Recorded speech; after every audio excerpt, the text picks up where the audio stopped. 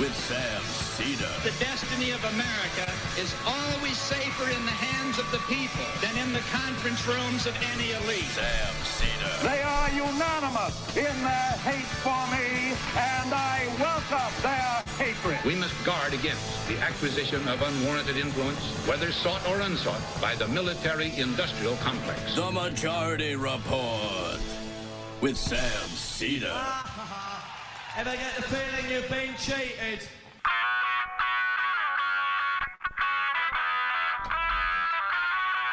It is Wednesday, August 11th, 2021. My name is Sam Seder. This is the five-time award-winning Majority Report. We are broadcasting live steps from the industrially ravaged Gowanus Canal in the heartland of America, downtown Brooklyn, USA. On the program today, Carol Leonnig, national investigative reporter at the Washington Post, co-author of I Alone Can Fix It, Donald Trump's Catastrophic Final Year. Meanwhile, Senate Democrats pass a $3.5 trillion budget resolution framework last night at some ungodly hour. Meanwhile, Senate Republicans block voting an election bill as Democrats refuse to press filibuster reform. In New York, Kathy Hochul preps the new New York governor. Dallas School District defies Republican Governor Abbott of Texas and announces it will issue a mask mandate. Meanwhile, the White House announces it will fund Florida schools who defy Governor DeSantis' mask mandate ban. In Afghanistan, the Taliban has now overrun 3 more provincial capitals as the entire Afghan government teeters on near collapse in anticipation of the U.S. withdrawal from that country. Severe heat from coast to coast, giving us a slight taste of our future with climate change. Texas hospitals fear they will be soon overwhelmed as COVID spikes causes a medical personnel shortage in Florida, Louisiana, and Arkansas. And lastly, the NSA Inspector General will investigate Tucker Carlson's claims of being spied upon. All this and more on today's Majority Report. Welcome, ladies and gentlemen. Thanks for joining us. Joining me, as always, Emma Vigeland. Hello, Emma. Hello, Sam. How are you today? Good. You seem pretty happy. I had espresso this morning. Oh, my gosh. All right.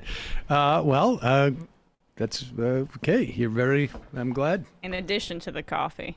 Well, all right. There you go. So things are going to Watch out, world. Watch out. We're really at it today. And we'll be talking to Carol Leonnig soon.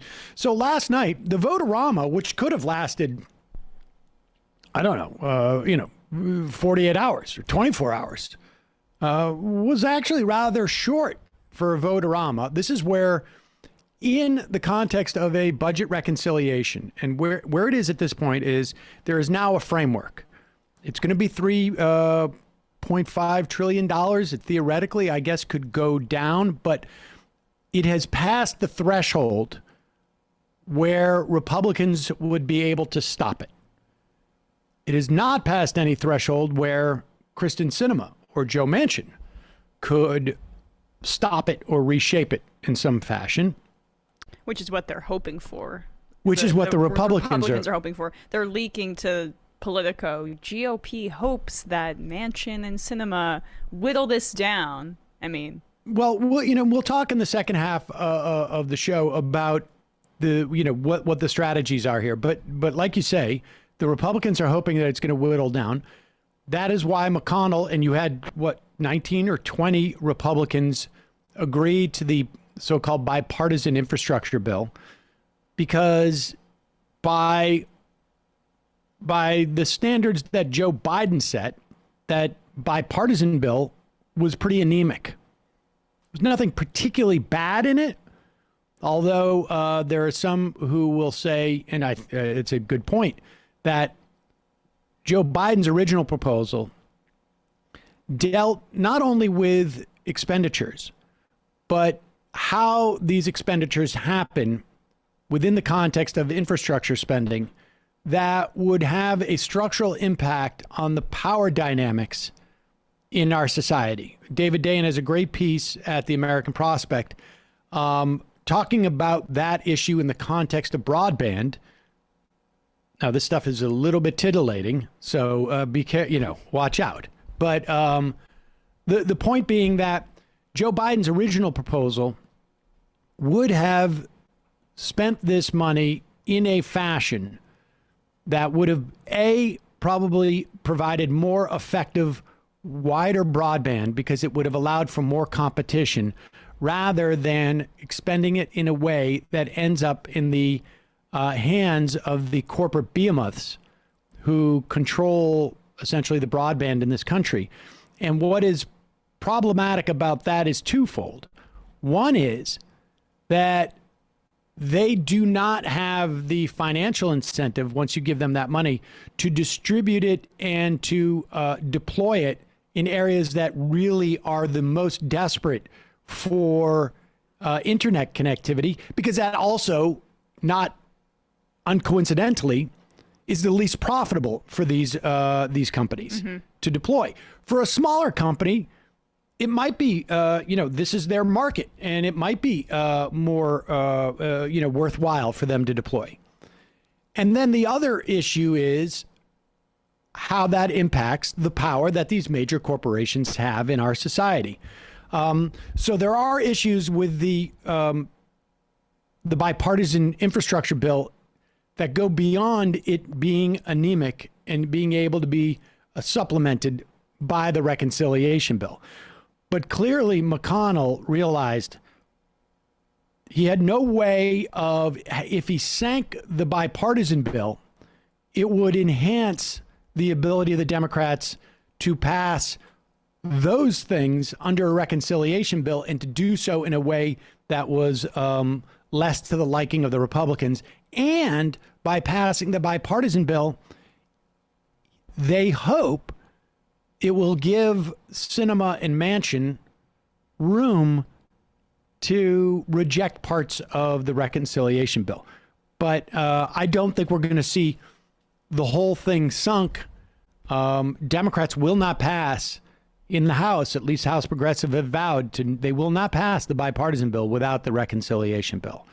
And there's enough of them to do that. There's more than enough of them to do. And more than enough of, they already have the threshold for those who've committed publicly, but there are going to be other people that join with them for various reasons. I would think so. And we also are in this weird situation where, it would have been tougher, I think, to do with issues that they might have had with the COVID relief bill. But it's not like, it is sort of just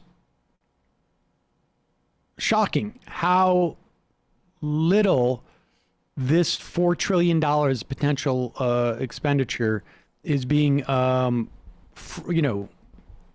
fronted essentially in our politics today.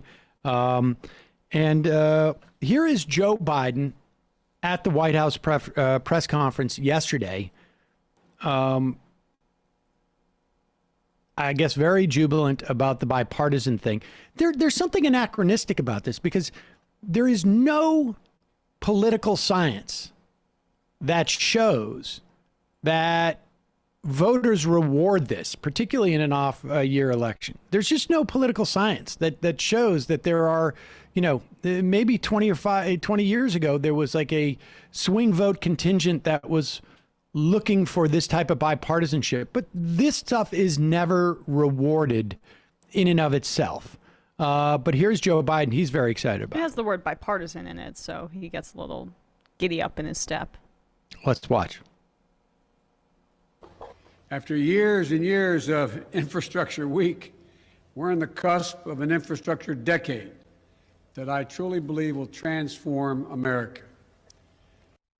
I mean, the reconciliation has the ability to transform it. There's nothing transformative in the $500 billion of new spending on the infrastructure. It is, and frankly, the way that it's distributed is even less transformative. Well, it's helpful to think about how it is distributed over time in like an infrastructure decade, because that makes the $1 trillion sort of price tag not look so actually imposing. It's not that imposing. And it's also, you know, I mean, transformative would be where if the biggest number was not, you know, necessarily the highways, but it was public transport, right. Or if the biggest number was the electric vehicles. Now, I understand the limitations of the bipartisan, but you know, let's not kid ourselves. Is maintenance transformative? Exactly. Right. It is transformative in that when you drive across a bridge, the percentage of chances of it crumbling are going to be less. I mean, I guess that's going to be nice, but I don't know I don't know that I would call that transformative. Like a coat of paint on a house doesn't transform the house. Exactly. And I mean, yeah, I would. It's like even touch-ups don't oh no, I don't want to get you down the woodworking. Yeah, you don't want me to go down that road. Yeah, jeez. And the interesting thing about this again is there just doesn't seem to be any talking points for the Republicans here. So the Democrats certainly had, at least in the way that they envision politics that play in a sort of a closed circuit in Washington, D.C., they had an advantage that hopefully will be pressed in the reconciliation bill, but maybe they should have pressed it in the bipartisan bill because even Mitch McConnell knew that if the bipartisan thing didn't pass, reconciliation becomes that much more formidable in terms of what could be done there. Here's Louisiana Senator John Kennedy on Hannity yesterday, and this is all they got. I'm telling you, the Democrats desperately wanted this infrastructure bill. They wanted it like an axe wants a turkey. They wanted it like Ben wants J-Lo. And that's just a fact. And we just got outmaneuvered. Intelligence was chasing us, and we got beat. And I really want to think about Ben wanting J-Lo. It's like they were fighting for a rebound. Yeah, I mean, I couldn't quite. I mean, but this is like a couple wants another member of that couple. This is a guy who's announcing, I'm worried about Donald Trump and I'm worried about primary. I mean, that's basically it. Yeah. But so, here is our trying friends. To get that kid vote by exactly bringing out all the pop culture references. Did you know that Ben and J-Lo are back together, Sam? No, I had no idea. I mean, we talked about it already. But I was gonna bring up like, wait, is your that? Eyes glazed. We told you, Sam. Oh, right. All right. We did tell you, but it's like I got. I'm keeping track of a lot of Hollywood couples, so it's hard for me to keep them straight. I'm still in denial about it.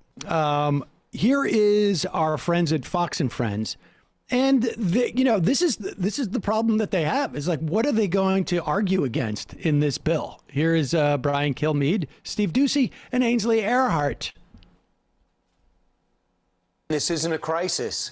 This isn't 2008 where the bottom fell out of the economy and people are trying to find out how to sustain it. This isn't the beginning of the pandemic when the entire economy shut down. You're looking at a country that spent an incredible amount of money in the middle of a pandemic that China caused. Now we're in the back end of that. The unemployment rate is in the mid-5s. The GDP grew at a staggering rate. You can't take a bow, President Biden, on one hand, and then say it's an emergency to restructure the country on the other. Now, who's going to be the Republican that comes in next and says, I'm going to get rid of pre-K. I'm going to get rid of elder care. I'm going to get rid of school lunches. I'm going to get rid of free junior college or community college.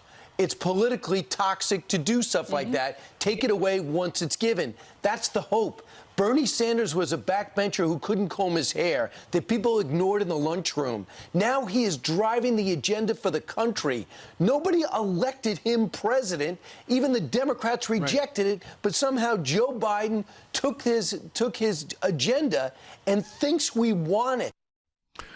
Well, wait. So close. They're so close here. But why would it be politically toxic if nobody wants it? But then people want it.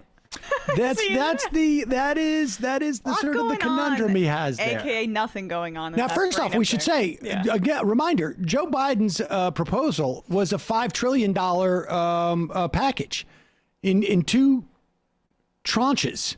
You know, one of like 2.2 and one of 2.3 trillion dollars. So, in fact, this is also Joe Biden's perspective. Bernie Sanders wanted $6 trillion. But Kilmeade's right there. He understands it. What the dilemma here is, like, we cannot give people the material benefit they want, because if we do, we can't take it away. Well, that's part of like their struggles with how to approach Biden specifically, right? They first did he's cognitively declining thing, but now they're kind of landing on he's beholden to AOC and Bernie and the crazy socialists. They've been doing that for a long time. Like, no, he's I know, puppet. But nothing's sticking. This is why critical race theory is the new thing to cling on to, because they just they don't have scary black men in office. But then they have to in the same breath say that if he's beholden to the socialists, right, and he's passing their agenda that's so popular that if you took it away it's politically toxic, then dude, I've got news for you. Socialism's kind of popular. Nobody wants it, but we can't take it away because everybody wants it. Yep. Bernie's mysterious methods. Yes, indeed. And he doesn't have a comb.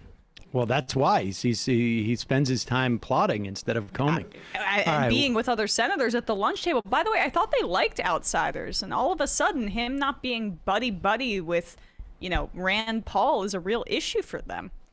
We're going to take a quick break. When we come back, Carol Leonnig, national investigative reporter at the Washington Post, co-author of I Alone Can Fix It, Donald Trump's catastrophic final year.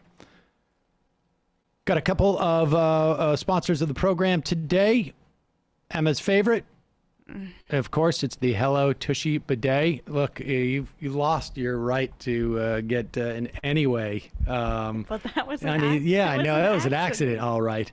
But as you know, summer's here. The living ain't easy if you're getting all sweaty on your butt, essentially. Say swamp ass. How do you stay on top of this? Well, try a refreshing spray from a Hello Tushy bidet. Yes, the Hello Tushy 3.0 modern bidet attachment is here. And folks, if you've ever been bidet curious, this is your opportunity. It's stylish, it is eco-friendly, it is super easy to install, and it saves you money. Hello Tushy 3.0 doesn't just clean your butt with a precise stream of fresh water, it cleans itself. The Smart Spray automatic nozzle. It is super easy to install, folks. It attaches to your existing toilet. You don't need any electricity. You don't need any extra plumbing. It cuts your toilet paper use by 80%. It pays for itself within a few months. It is incredibly reasonable, relative to an installed full-on bidet. And it has you covered with a 60-day risk-free guarantee and a 12-month warranty. If you've already got a Hello Tushy on your pot, treat yourself and your butt to a new 3.0 model. And if you're new to the revolution, know that you're joining millions of happy Hello Tushy customers. I went bidet over COVID, never looked back. It's my own pun. Never looked bedack? Well, yeah. Never looked backside. Honestly, folks, if you've ever honestly contemplated the idea of a bidet, now is your opportunity. You can defeat swamp ass. Go to hellotushy.com/majority. Get 10% off plus free shipping. There's a special offer for our listeners at hellotushy.com/majority for 10% off. hellotushy.com/majority. And our other sponsor of the day, one of my favorite design companies that help you increase your dental hygiene. When I go to the dentist now, I get very, very good looks from them. They're impressed. Wow. Why? Because I have a full array of Quip products. I've got the toothbrush. I've got the flosser, the refillable flosser, which I can't stop talking about. honestly, Mile and I have actually sat there and checked this thing out. We're like talked about our flosser. They also now have mouthwash. Mouthwash has not changed in 140 years. Most brands are still selling those big, bulky bottles that are full of mostly of water and alcohol. That's why the oral care experts at Quip created a mouthwash that gives you more of the ingredients you need, and it comes in an eco-friendly refill bottle that is 100% recyclable. Like I say, Quip is the makers of the electric toothbrush, the floss that I talk about a lot, also the gum with the sort of Pez dispenser. Well, Quip mouthwash kills bad breath germs, helps prevent cavities, leaves you feeling fresh thanks to a formula that gives your mouth everything it needs. It has 4 times concentrate, has fluoride, xylitol, and CPC, but they left out the artificial colors and the stinging alcohol you find in a lot of other rinses. And you can get a customizable subscription. You'll get refills automatically delivered straight to your door every 3 months. I've fully automated my life at this point almost. I don't have to think about anything. I don't want to spend time like, I got to go out and get a new toothbrush. It is perfect for me.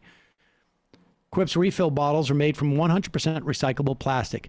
Mouthwash has the perfect finishing touch to the complete oral care routine that you have with Quip. You pair it with a Quip electric toothbrush, both for kids and adults. Saul loves his, gives him the 2 minutes. He knows when he's done. Refillable flossers, and the Quip's a great tasting, good for you gum. I can keep your teeth clean between brushings. Check it out, folks. If you go to getquip.com/majority5, it's the word majority and number 5. Right now, you can get $5 off a mouthwash starter kit. That's $5 off a mouthwash starter kit, which includes a refillable dispenser and a 90-day dose supply of Quip's 4 times concentrated formula at getquip.com/majority5. Spelled GETQUIP.com/majority5. Quip, the good habits company. All right. I want to welcome to the program Carol Leonnig, national investigative reporter at the Washington Post, co-author of I Alone Can Fix It, Donald Trump's Catastrophic Final Year, which, of course, she co-wrote with Phillip Rucker of the Washington Post. Carol, do we have you? You do have me. We can't see you, but we can hear you. I think there are small technical difficulties, but I'll try to make my voice make up for it. Okay, fair enough. Appreciate you joining us. So let's and I'm here with Emma Vigeland. I don't know Carol. If you can see. So let's just start with this. What really struck me was now you and Phillip Rucker wrote A Very Stable Genius, which covered basically the first 3 years of Donald Trump's presidency. Why did he cooperate with you for this one? It was pretty much a cinch to get a sit down with Donald Trump, the former president. We did all our reporting before we went down to see him and before we really actively sought his input. But we wanted to hear his view, and we wanted to fact check some information with him. And what we were surprised by was how quickly he and his aides basically said, sure, come on down. And I found it interesting because, you may know, and I think some of your viewers and listeners may know, that he called us, a lot of interesting names when our first book came out: stone cold losers, third-rate reporters. Losers was his favorite. So it struck me that, what is true in his presidency was true after his presidency. He really craves an audience. And especially now that he doesn't have Twitter or, all of these opportunities to interface with reporters every day on the South Lawn. Well, so what was that like? What was it like going down to talk to him after all of these things were said? What was his kind of demeanor and outlook towards you guys? I mean, was he just craving an outlet to speak, or did he take in the opportunity to throw some haymakers? Haymakers, nice. I don't know if he's capable of that, but What I found really fascinating about the visit was just the theatrics of it. Um, it became clear to Phil and to me that we'd been invited at a specific time to a specific place for the drama of what was unfolding. One, um, we were asked to come to the lobby of Mar-a-Lago at 5 o'clock. It happens to be the place where everyone traipses through for dinner, the club members, as they enter to get ready for, the raw bar. And so they were getting to see that the president, the former president, still has all sorts of national reporters and others traipsing down to Florida to hear him, to get an audience. And meanwhile, we were allowed to see all of the people sort of bowing and scraping as they entered to, throw their hellos to him, and all sorts of individuals obsequiously walking over to him to tell him how great he is. So it was a little bit of theater on both ends of the scale. I'm trying to hold off on this question, but the guy's a lunatic, right? That's the level of psychological desperation involved in trying to prove to the members of your golf club that you are still relevant as an ex-president. That just seems like an insatiable, bottomless pit of self-esteem issues, right? You're an ex-president. What do you need to parade the fact that someone wants to interview you for? I like that line, you're an ex-president, right? Because as an ex-president, you're in a special club. There just aren't very many members, and it's such a rarefied world. It should give you a lot of confidence, so to speak. I'm not a mental health professional, and neither is Phil. We don't pretend that we know what's going on exactly in the mind of Donald Trump. But what we do know from watching him is just patently obvious. He needs and breathes media attention. That oxygen is critical to his survival. And because he doesn't have a platform anymore, we were another opportunity for him to, as he said, get the word out. He's living in this alternate reality where the January 6th was a bunch of loving, warm, hugging individuals who were ushered into the Capitol by welcoming Capitol police officers. In his alternate reality, as he relayed to us, there were many, many, many thousands of ways that the election was rigged to deny him his rightful second term. And Black Lives Matter protesters were evil threats to our country. All of these things are baseless, but that's the reality he's living in now in his club. And do you think, and when he expresses those three assertions as an ex-president, and I want to get into sort of, obviously the TikTok, as we go through COVID and Black Lives Matter and then the campaign, but when he makes those assertions, right, and there's three distinct ones there, that the January 6th rioters were loving people and they were just ushered in by the police, and Black Lives Matter was an existential threat to the country, and that he won the election. Those last two, it's not hard for me to imagine that he actually believes. But was your sense that he genuinely believes these things, or either way, did you see any disparity between what you perceived as his sincerity about the beliefs about those three things? So in my line of work, I'm not a police detective, but one of the skill sets that I think that I can call upon is the ability to tell when people are BSing me, misleading me. People give off a lot of body language that indicates that. And what's fascinating about Donald Trump is we know from our reporting for this book that he knew he lost. He confided to Kellyanne Conway the day after, I'm so depressed. I don't know how we lost to Biden, but I guess we did. So we know he knew that then. His hardened inner narrative when we visited with him in March was that he absolutely won. And I'm telling you, his body language in that interview shows no deception. Either he is an amazing, skillful liar, or he has convinced himself of this in the intervening months. He shows no typical signs of deception. Okay, and so all right, so let's talk. I mean, what fascinates me about this story is really sort of the people around him, and because as far as I can tell through your reporting, there was a lot of people who basically functioned as a check on the worst of his worst impulses to the extent that they could, right? I mean, there's a lot of like, people are quiet around him, but they're panicking inside on some level. I mean, let's talk about COVID. Like,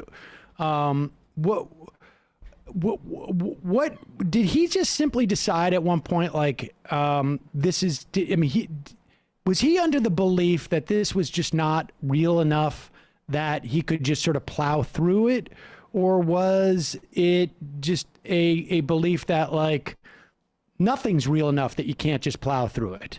I love this question, Sam, because it gets right to the heart of a theme that's just true about Donald Trump. He had a particular way of governing and leading that really didn't have to do with governing and leading.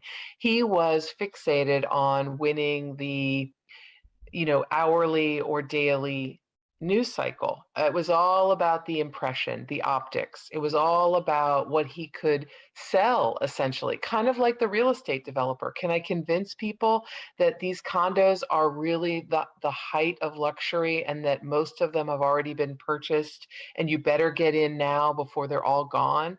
I mean, his optics game is really good. But unfortunately, that toolkit, that skill set was not just woefully inadequate, it was a disaster when he applied it to a real crisis. In fact, in our first book, A Very Stable Genius, we talked with sources who essentially foreshadowed this. They warned us, we're so lucky that Donald Trump hasn't been hit and this country hasn't been hit with a real crisis. As for his belief, your central question about the belief, he believed everything could be managed as a PR event.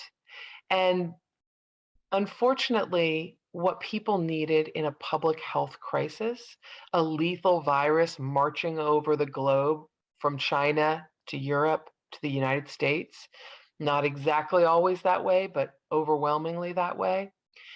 What they really needed was clear, straight information, not happy talk. They needed to know how to protect themselves.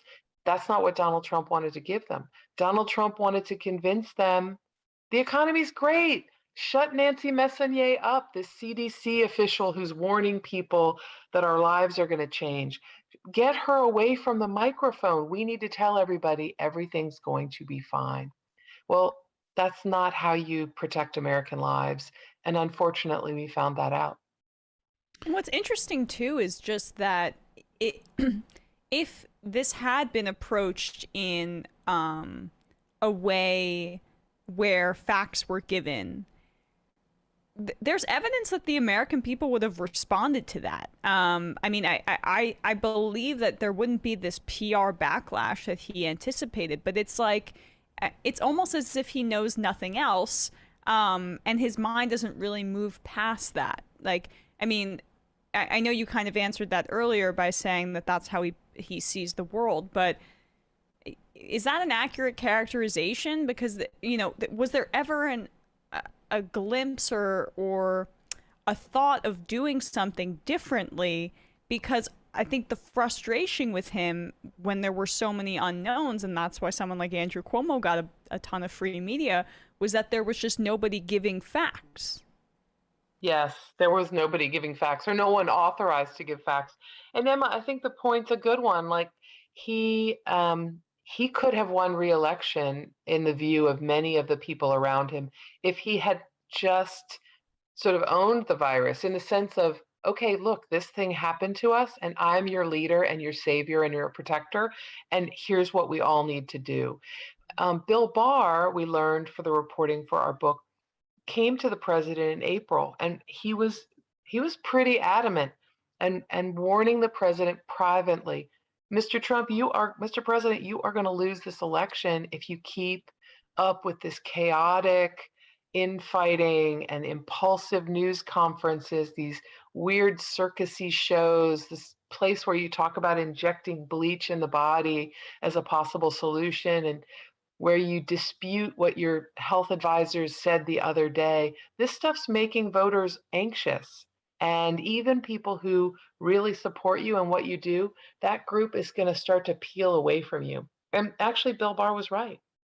But I mean, was he that right? And I guess this is a question more about the American public. I mean, Donald Trump, 40,000, I think 40, maybe 50,000 votes switching the other way in 3 states. What is it? Arizona, Wisconsin, and Georgia. He would have tied, I think, in the Electoral College. I can't remember the numbers off the top of my head. But I mean, for a guy who was saying inject bleach into your body, and I want credit for that idea just in case it actually works. That's a pretty close election. If memory serves, and I apologize, I think it might be 74 million voted for Trump, 80 million or abouts for Biden. So it wasn't that close, but you're right about certain swing states. I don't dispute that at all. I think what Barr was getting at is there's going to be a group within your sort of ardent supporters that are going to get tired of this and get worried about this. And he was right about that. But there's no question, there is a core group of people that Donald Trump masterfully tapped into, who feel angry, who feel fearful, angry that the country's going in a direction they don't like, worried about the diversity of this country in a strange way, fearful of how the economic winds are not blowing their way. They may be in some instances, Trump supporters are the first generation in these forgotten, rural communities that are going to see their children not do better than them. So he has tapped into that community and dubbed himself their savior. And so many of them still to this day believe it. Sure. All right, let's talk about like the challenges. I mean, I think you and Phillip interviewed over 140 different people over the course of this. Maybe I can't. That's right. That's right. And to what extent? Like, I mean, there's a lot of people who enter into this administration, and certainly when you're talking about like the last year of the administration, right? They've seen the implications of that for some of the people, right? Sean Spicer's on Dancing with the Stars, and now he's on OWN. I mean, congratulations. But there's it could for some people have an impact on their careers. To what extent did you feel, to what extent could you, I mean, how did you approach the dilemma that a lot of these people, particularly as you get further into 2020 and the president is saying, inject yourself with bleach or something to that effect during a pandemic, are trying to, they're involved in a reformation project for themselves, that... Yeah, I get your question. It's a good one. And you know why I like it, Sam, is I think more and more it's incumbent on reporters like myself and Phil to sort of show our work like a math class. Like we want to explain to people how we do it in the era of fake news and how successful Donald Trump was in promoting that idea that reporters are making stuff up. Oh, I wish, if only it were so easy. It would be a lot easier to be a reporter if we made stuff up. But no, we actually corroborate everything. There are many things we don't publish because we're so careful. Even though we think they are true, we have to meet a very high standard. I feel as though what's really important is to show our work. And in this instance, many people spoke to us on background because they were afraid of the pain and vindication that Trump could bring down on their heads if they spoke out against him publicly. That will change over time, I'm sure. But we were on guard for folks trying to rewrite history in a way that was more favorable to them. We were on guard for people who were trying to burnish a slightly damaged reputation and tell a story in which they were braver or stronger or more of an obstacle to Donald Trump's dangerous ideas than they actually were. And what we found was when we went to corroborate some of the claims with people who weren't fans of those individuals, their stories stood up. And the ones that didn't, we didn't publish. We had to test these with documents, with independent, objective witnesses, and that was important to us. When one of the things that you talk about was Lafayette Park, right? And I guess you also reported in the book that Trump really wanted to bring out the military for Black Lives Matter protesters, and was more or less dissuaded from that. But let's talk about the Lafayette Park, because there was a new, the Inspector General report came out, I guess, a month and a half ago, maybe 2 months ago. How did that line up for you? Like, the Inspector General report says now that they weren't clearing it for the sake of Donald Trump, but they were clearing it because they needed to put up fencing, which also just seems bizarre to me. Like, maybe you want to do that at night when nobody's there, as opposed to having to bring in a person. Like, what's your sense of what happened there?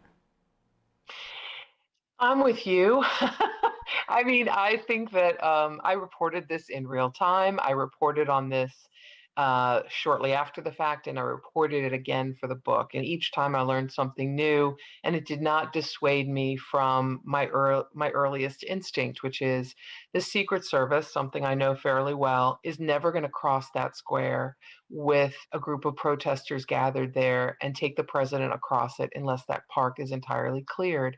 And there was no reason to clear the park urgently other than the president's decision that afternoon and his coordination with his White House chief of staff and his Secret Service team to go across the square for a photo op. Remember, that Monday morning, June 1, began with the president livid. I mean, trying to rip the skin off people's faces. He was so angry, meeting with his chief of staff, his chairman of the Joint Chiefs of Staff, Mark Milley, his chief of staff, forgive me, I'm going to blank, Mark Meadows, his defense secretary, Mark Esper. He's meeting with them. And why is he angry? He's angry that it's been reported that he had to be taken to the bunker a couple of nights before. He's not mad that he was taken to the bunker. He's mad that it looks weak, that he had to hide from the protesters, the Black Lives Matter. He says to them, well, what are foreign leaders thinking? I can't even control my own Capitol, my own White House. I must look weak to them. He wants this fixed. And his solution that he devises with his daughter, Ivanka Trump, that afternoon is, instead of bringing 10,000 military troops to the square, he's going to walk across Lafayette Square and hold up a Bible to show that he's got control over this city. He's able to walk out the front door. Sorry, that's a long-winded answer to your question. But that report, by the way, that you mentioned, I'm sorry, that's a completely incomplete picture of what happened. The Inspector General in that case, appointed by Donald Trump, did not interview the key people at the White House or anyone at the Secret Service. So how can it answer the question of what the purpose was if you don't talk to the two people who were planning the only urgent reason to clear the square that afternoon? I mean, I'm with you. I mean, it just sounds like just a bizarre decision. Like, we need to do this right now. Coincidentally, after we do it, the president has decided, well, that's clear. Like, we need to put this fencing up right now when there's thousands of people there. It just doesn't make any sense whatsoever. And it's not only logistically, it's not only rationally dubious. The facts indicate that, I mean, the reporting we did for the book indicates that the real order came from the White House. And I think at first, I think it was Barr had claimed, if I remember correctly, in the sequence of that, Barr had said that it was his decision. Like he walked out there and said, we're going to go across. The whole thing sounded dubious, but it also, I find disturbing the idea that like the Inspector General, which is supposed to be sort of function as close to an ombudsperson as we can get in the context, in this context, is that highly politicized, right? Like, I mean, like they're supposed to be independent. Yeah, and I'm wary of reaching a conclusion without facts that the Inspector General is politicized. I'm just mentioning a fact, which is that he was appointed by Trump. He insisted at the time of the report that politics and Trump's appointment have nothing to do with the way he sculpted the report. But as a reporter, a journalist, a researcher that tries to gain the exact same information, I really wouldn't have a complete story if I didn't talk to the people who were arranging for the reason to clear the report. Clear the square. I hear you. I will make that conclusion since I don't have those bona fides. Editorialized. Exactly. All right. Well, let me ask you about this. Like, what did you notice? I mean, because one of the things that again, for me, with a story like this for Donald Trump is the people around him, right? Like, 20 years ago, if everything was the same, you would not have, however, 100 plus Congress people and half a dozen senators vote to decertify the election on January 6th. But the Republican Party has changed, and there may have been people in the White House a year ago who were trying to put the brakes on what Trump was doing. Don't bring out the military to deal with Black Lives Matter. Milley, your reporting suggests that he thought there was, at the very least, some attempt at a coup, for lack of a better word. It's conceivable to me that 10 years from now, when Marjorie Taylor Greene is president, the people who surround her will have also, evolved or devolved, however your perspective is on that, and they won't be tapping the brakes.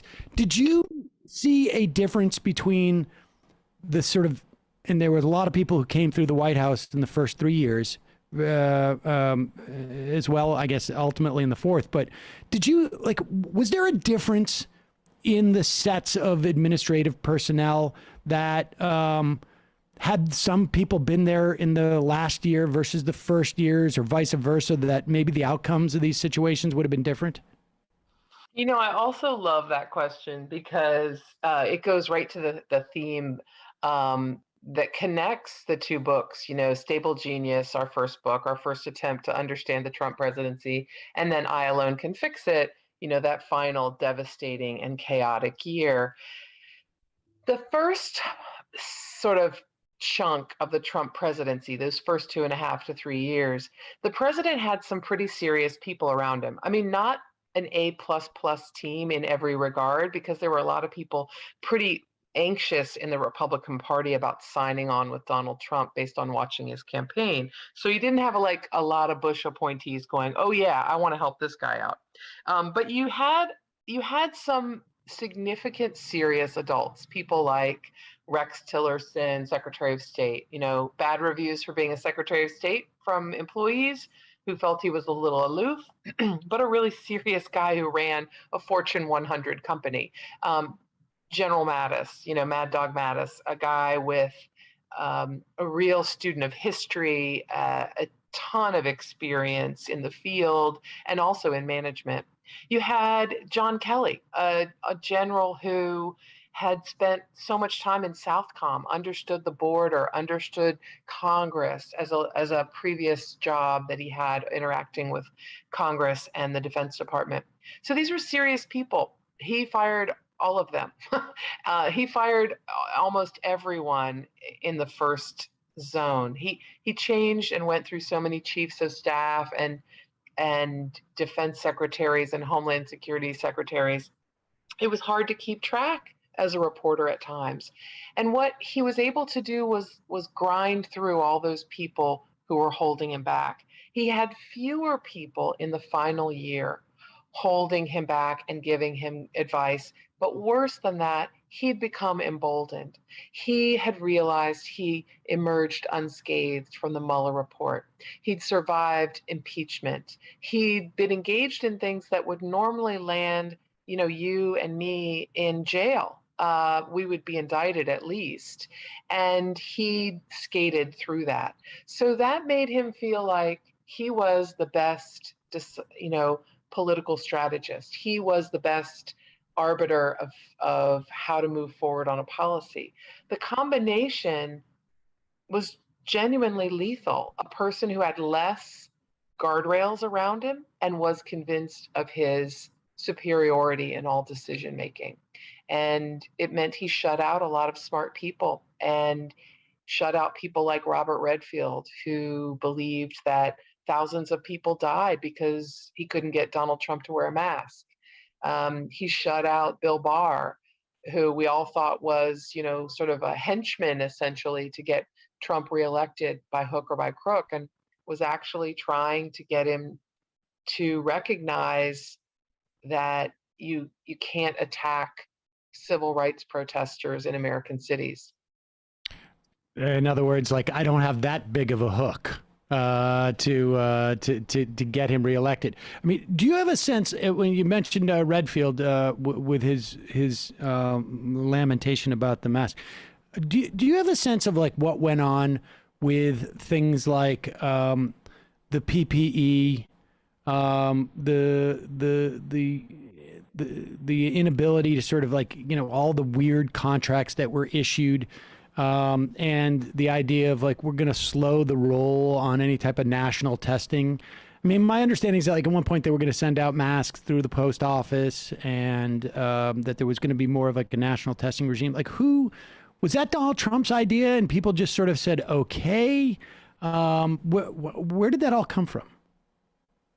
So my understanding about this period is a little more complicated because, remember, at first, Donald Trump is trying to deny there is any problem. And that stretches pretty far from, the first case being found in the third week of January in the United States until the second week of March. He's still in kind of a, oh, don't worry about this. During that time, but there's another factor that's not helping the United States response, and that is that the CDC's testing plan, remember, they don't do national testing. They create a model for national testing. Their model doesn't work so great. There was nothing unusual about the fact that the CDC launched into creating sort of the banner example for all the other labs to use. It's just that it was fraught with peril because of earlier mistakes in the beginning of formulating the testing. The CDC doesn't do national testing. Labs, hospitals, they mimic the CDC's tests and they launch. But then there was a third thing that was making for big problems, and that was Donald Trump, in every opportunity, tried to reduce the chance of Americans learning how many people were infected.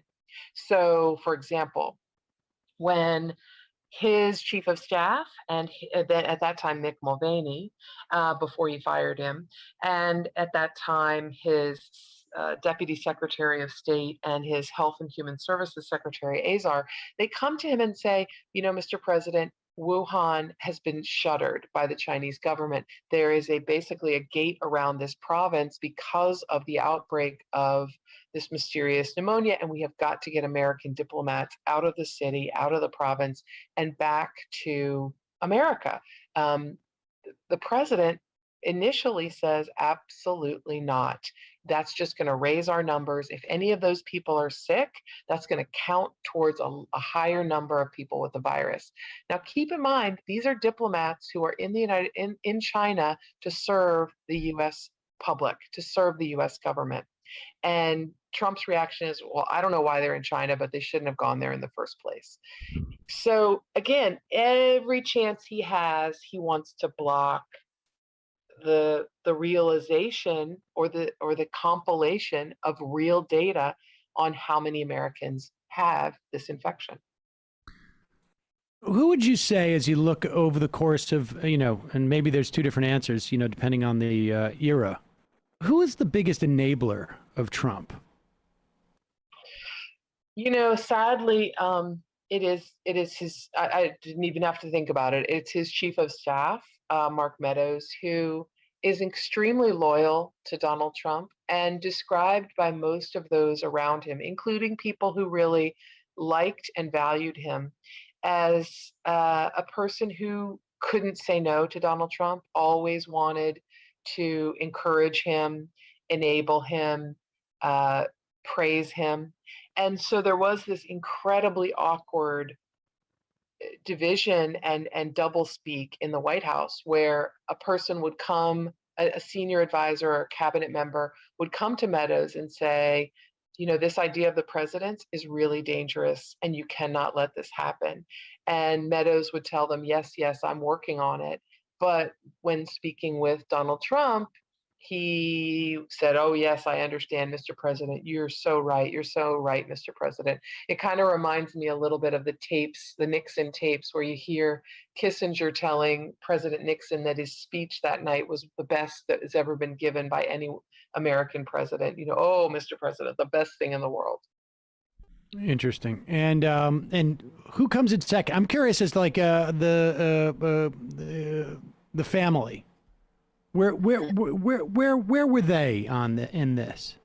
It's funny because what we learned in our reporting for I Alone Can Fix It is that, Ivanka Trump and Jared Kushner were often sort of working behind the scenes. Jared more than Ivanka, especially on COVID and on the reelection effort.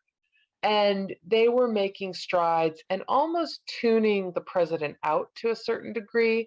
And when they became concerned that the president's strategy wasn't that great, they weren't exactly forceful in calling that out with him. It wasn't that they feared him, it's that they just didn't have huge confrontations with him, even when they worried that that path was a perilous one for the country, for public health, or a waste of time.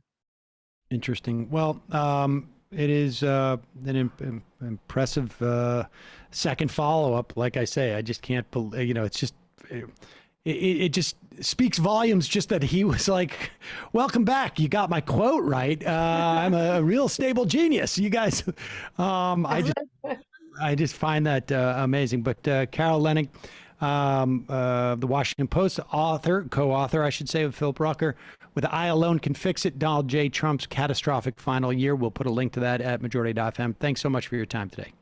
I really enjoyed the conversation. Thanks so much, Sam and Emma. Thank you. Bye-bye. All right, folks, going to take a quick break. We'll come back to wrap it up.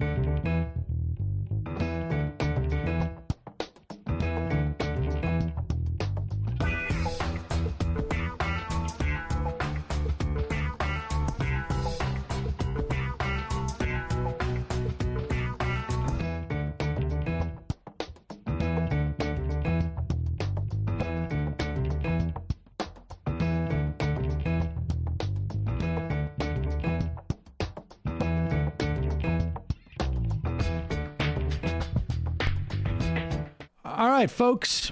That's it for us today. If you're watching us on the Peacock app, a choice from MSNBC on the Peacock app, as we call it around here. That's where we're at.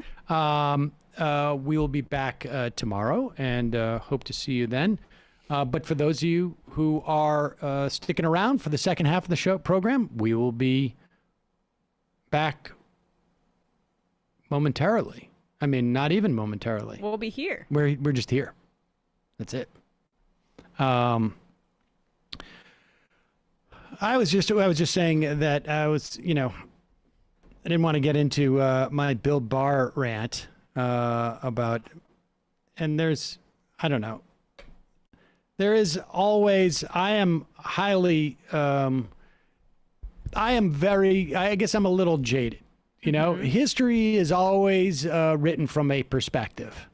And in this instance, it was written via these reporters from people's whose perspective it is like, I don't necessarily want to go down with the good ship Donald Trump. And which is not a reflection on my sense as to whether or not Leonnig or Rucker are good reporters. I have no doubt that they backed up with other people. Right. But all these people are involved in, we're a little bit close to the toxic they're all generator. And so they're all sort of implicated. They're all implicated, but if you're writing this sort of book, like, within the confines of the story, there are going to be people portrayed, or, within a very small framework, there are people who are better than the other people, right? But in the large scope of politics, they're all culpable. Yeah. Because you're telling a story. All right. We're going to take a quick break. Just a reminder, your support makes this show possible. You can become a member at jointhemajorityreport.com. Also, justcoffee.coop. Oh, I just ordered a bunch more cold brew from them. Yeah, I've been meaning to get the cold brew. I get coarse ground. I immediately always go with like you get them, you have them grind it. Well, yeah, I have, a little NutriBullet at my apartment, but what are you doing? I was going to hit the, shoot. I gotta sort of like, I was going to hit my, yeah. Can't get away with, not grinding your own coffee. Why not? Just cause. JustCoffee.coop, fair trade coffee, tea, or chocolate. Use the coupon code majority, get 10% off. You can get the cold brew, and you can even have them grind it if that's what you're into. I'll get a grinder. I have a different kind of grinder, but I'll get a grinder. Whoa, this is really appropriate. Actually, it's legal. Yeah, it's legal now. Folks, also, don't forget the AM Quickie, the newsletter. We got a bunch of emails saying how much they enjoyed it. And you can sign up for it. It's completely free. Scroll down to the bottom of majority.fm, sign up for that baby, and then bingo bango.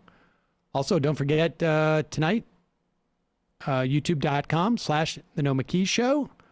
youtube.com/The No McKee Show. Matt! Left Reckoning, 8 o'clock Eastern tonight. Go subscribe to the YouTube. Wait, it's tonight? It's tonight. We're Wednesdays now. You guys, I can't even follow when all you guys are moving your times around. We're permanently Wednesdays.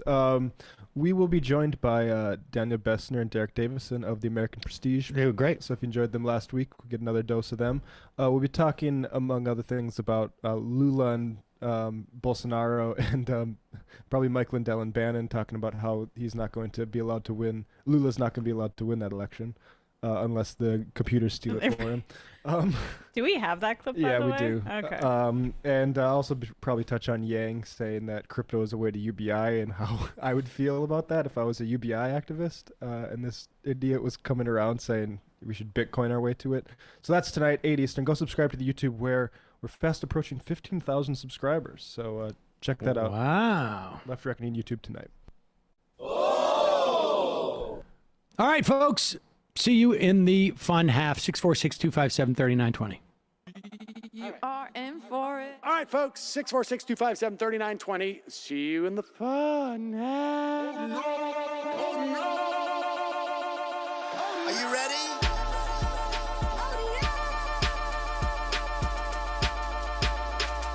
Who sent us this? Alpha males are back.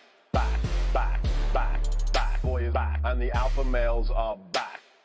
Just as delicious as you could imagine. The alpha males are back. Boy is back. And the alpha males are back. Just want to degrade the white man. Alpha males are back. I take all of it in my throat. Alpha males are back. Snowflake says what? The alpha males are back. You are a madman. And the alpha males are back.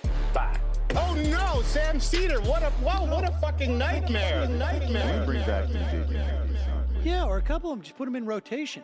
DJ Danner. Well, the problem with those is they're like 45 seconds long, so I don't know if they're enough of a break. That's fucking nonsense.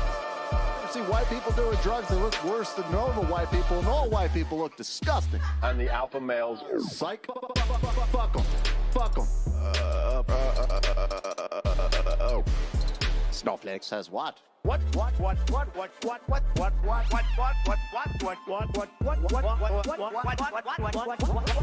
Snowflake says what? A hell of a lot of bank. A hell of a lot of bank.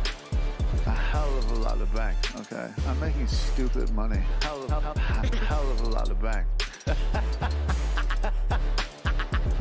a lot of bank. All lives matter. Have you tried doing an impression on a college campus? I think that there's no reason why reasonable people across the divide can't all agree with this. Psych. And the alpha males are back. And the Africans are black African. And the alpha males are black. And the Africans are back. When you see Donald Trump out there, doesn't a little part of you think that America deserves to be taken over by jihadists? Keep it at 100. Can't knock the hustle. Come on, fuck them. Things I do for the bigger game plan. By the way, it's my birthday. Happy birthday to me, Jew boy. I have a thought experiment for you. And the alpha males are back. Africans are black. Alpha males are black. Africans are back. Come on. Come on. Someone needs to pay the price for blasphemy around here. I am a total pussy.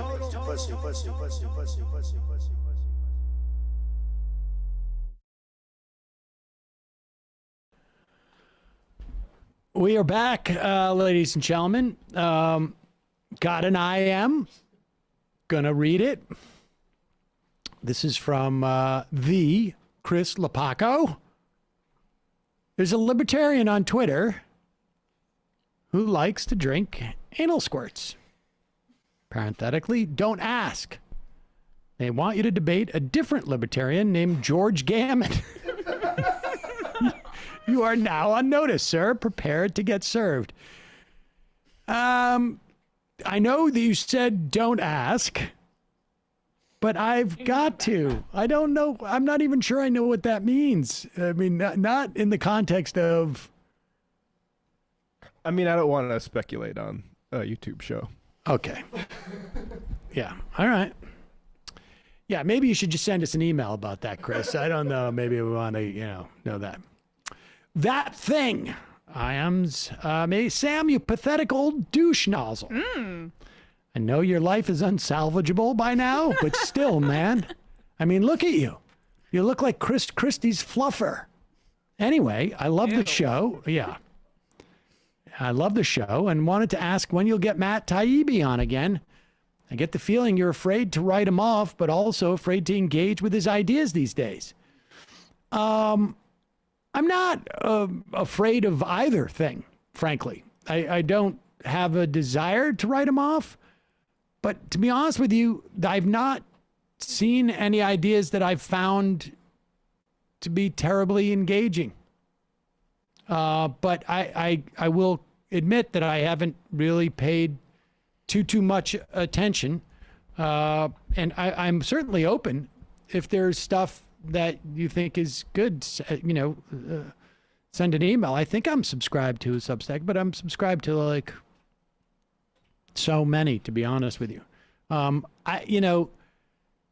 The media criticism, just broadly speaking, of cable television, we engage in it in the sense that we will mock Fox and Friends or Stephanie Rule on occasion or whomever it is, or, Chris Cuomo. But it just doesn't.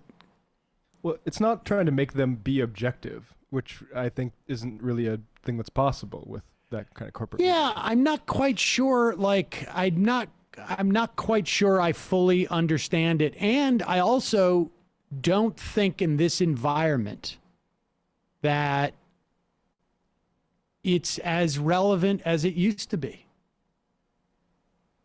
I mean, the market is saturated on media critique of that.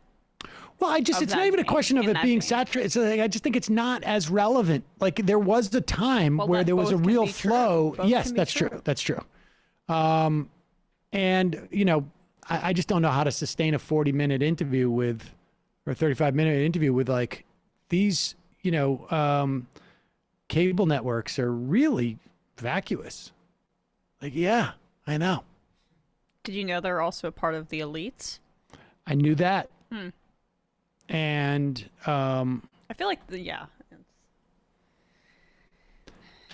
there's a lot of that going. There's a lot of that already, and I think that was a little more novel a few years ago.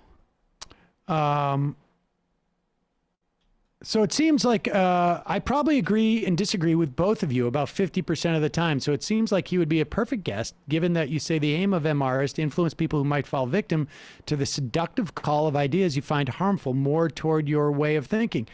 I'm not sure. I just haven't kept up, and I don't know what ideas he's propagating that are harmful. I just, I don't know. Yeah, I mean, I worked for Taibbi and enjoyed working for him on the Tarfu report. I have a big problem with his Brett Weinstein Meet the Canceled piece for. Oh, is that what? Yeah, like the cancel culture stuff I think is silly. Yeah, but I mean, I guess I could, argue that. How was Brett Weinstein canceled? Because we didn't invite him on the show. And he was like shouted down by students. But I think that a lot of these tellings, including Taibbi's, kind of skip to the day of absence stuff and forget or omit Weinstein's earlier history of having problems with just other anti-racism stuff going on with the faculty. So I don't know, I don't think that's a good piece to bring Taibbi on to highlight because I have severe problems with it. It'd be an argument. Yeah, I mean, I don't mind having an argument either, but I just, my perspective on that is that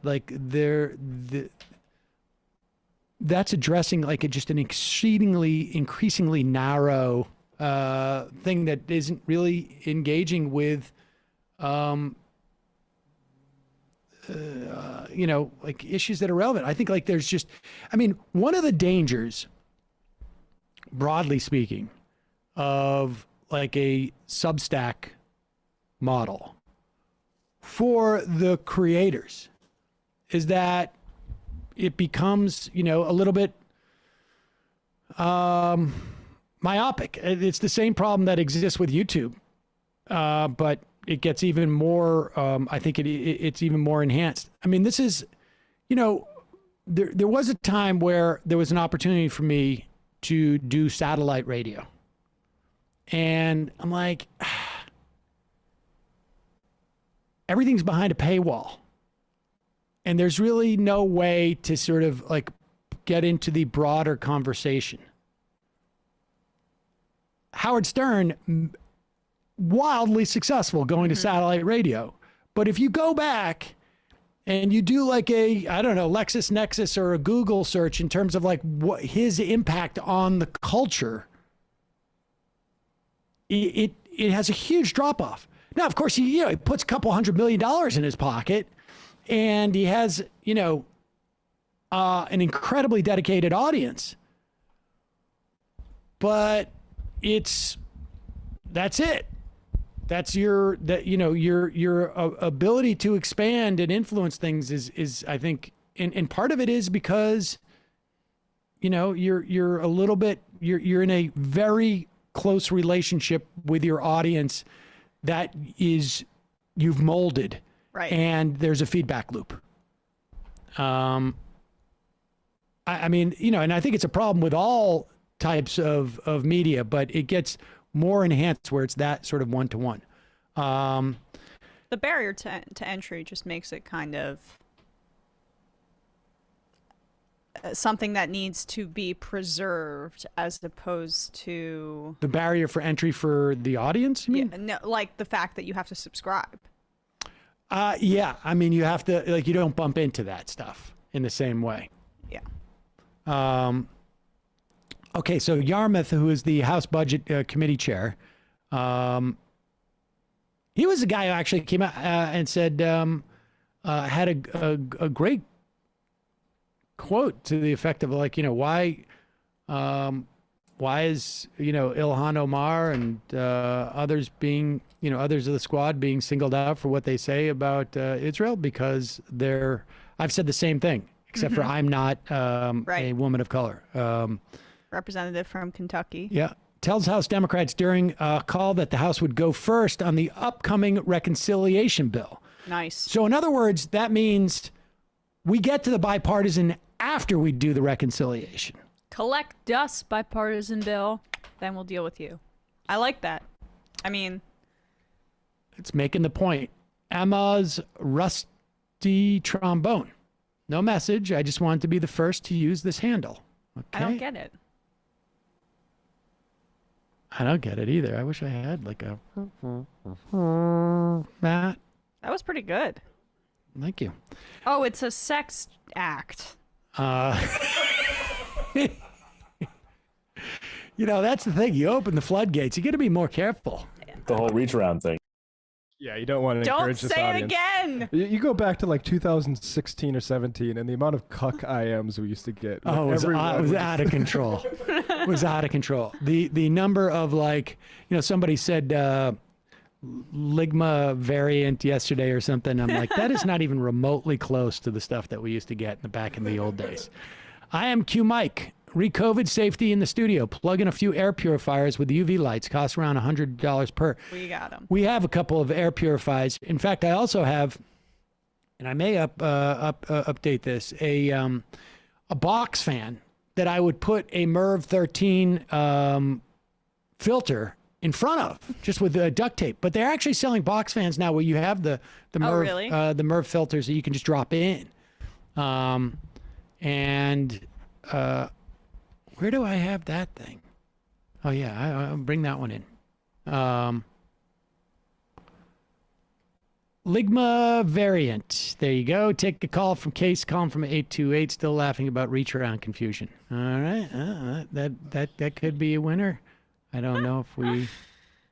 All right. Let's try this. Call from an 828 area code. Who's this? Where are you calling from?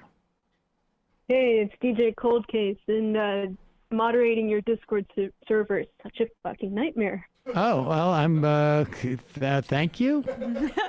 Sorry. Yeah, I mean, no, it's a rewarding experience. We do arts and crafts, every Friday night. There's a lot of fun stuff going on, but they've been trying to get me to call in for weeks to, relitigate the most, online arguments imaginable. What are the most on? Maybe I shouldn't even ask. No, I want to know. Yeah, no, you shouldn't. No. Okay. Just. Can you give me a hint? Oh, come on, Emma's addicted to online drama. Well, I've had a bit of a relapse in. Just calm down. Yeah, no, but I think that's not. That's not what I wanted to call about. Okay. Okay. I think that same. Because y'all think it's bad enough to deal with crank callers for 20 minutes. I have to deal with those jokers for hours. And I feel really bad that, I got our MRA friend to call in just to get him out of my DMs. And I think that kind of like opened a dark floodgates. Vibes portal. Yeah. I'm sorry about so that. I wanted to, it's okay. It's a good time. But I wanted to maybe like counteract that by asking about a woodworking conundrum I've been faced with over the past few weeks. This is my kind of call. Yes, please do. Yeah. Yes. Yeah. Like I was a carpenter for a black box theater, so like I know things about it, but like I don't have the like finesse. Like basically, I want to make something clear to you. You already seem like you have more skills than I. So I just want to preface my advice to you with, you know more about what we're going to be talking about than I do, but that will not stop me. So go ahead. Yeah, no, because so over the past year or so, I have been sort of evolving from like a borrowed twin mattress on the floor wrapped in a like flat, like queen size flat sheet, to a leaky air mattress, to an air mattress with a mattress pad and sheet so that my cat's claws wouldn't puncture it. Mm-hmm. And now I have a real mattress with a box spring. And so like I asked my mom like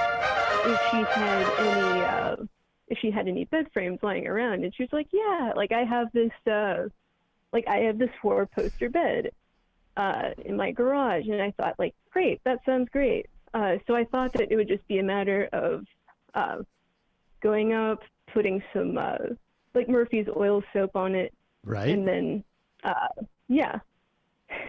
no, apparently like whoever brought it over just sort of like I don't know, like lost some pretty like critical pieces. I mean, the one of the 4 missing bedpost finials, like since it's a sort of like pegged, like I can put whatever I want, that's fine.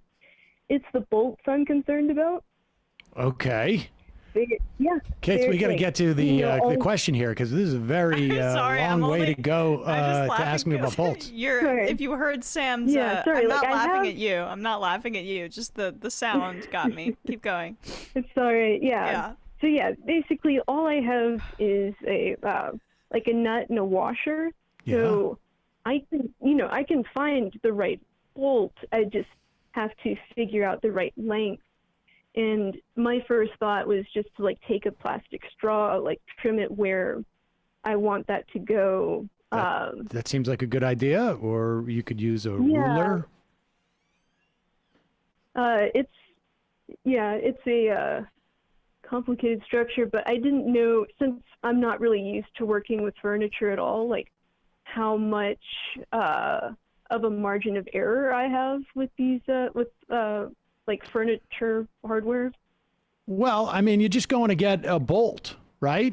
I mean, you can go. Yeah. I mean, if there's already a hole there, and I without looking at it, I can't really tell. But the one thing you got to be careful of is there's a bolt presumably going in on one side of the 90-degree angle, and a bolt going in on the side of the other 90-degree angle.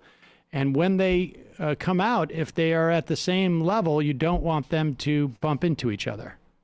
But this is all. Yeah. I mean, Case, I got to be honest. Yeah. With you. If I'm telling you something that you don't know with that, then I wouldn't. I'm not sure I would tackle this. I might keep the mattress on the floor. That's just not. That's not in my personality. Right. No, I understand. I understand. Well, I would say yes. Use the straw. That's a great idea. Then you can test it out and see if it'll fit. Just make sure you also give yourself room. Because I have very fat fingers, and it's very difficult to tighten that bolt back there. Yeah. All right. Yeah. All right. Okay. Yeah. Thank you. Good. I appreciate the call. Thanks so much. Say hi to the crew in the Discord. Goodbye. Yeah, No more MRA guys. Yeah, and hello to your cats as well. Calling from a 260 area code. I got confused. Hey. Hello. Hey, Sam. Can you hear me? Yeah. Hello? Hello. Hey. I got you. You got me? Yeah, I do. You should get a little bit closer to the phone. Talking from across the room is not. I have a headset on, so okay. Sometimes it works great, sometimes it doesn't. Anyway, can I first plug my partner's podcast? Sure. Okay. She does a restoration podcast about the Midwestern area and interviews people that are in the field, which she does for a living as well. And it's called Midwesternation. Okay. You can find it on Facebook. She's got a website and stuff, and she does cool stuff, and I'm pretty proud of her for that. Restoration in like in terms of like restoring homes? Restoring native areas, basically. So prairies, woodlands. Interesting. Oh, I see. Fascinating. Okay. Yeah. So the other thing I wanted to discuss is ethics. And from a standpoint of, so I have a relative that trades stock for an insurance company that she works for. And in order to get this certification, she had like 2 years of schooling, whatever, above her, degree that she had from going to college, just to be able to have that license to trade stock for people's, retirement portfolios and such. Okay. Now, the last thing that she was taught, or the last class that she had to take, was ethics. Okay. And I've come to the conclusion that they purposely make, and I don't know when you were going to school to be a lawyer, was the last class that they would have given you, would that be an ethics class, or was that the first thing you were taught? Well, it certainly wasn't the first thing I was taught. I was only there for 1 year. I don't know. Okay. I don't. Okay. I don't. Well, and I'm just saying. So here's my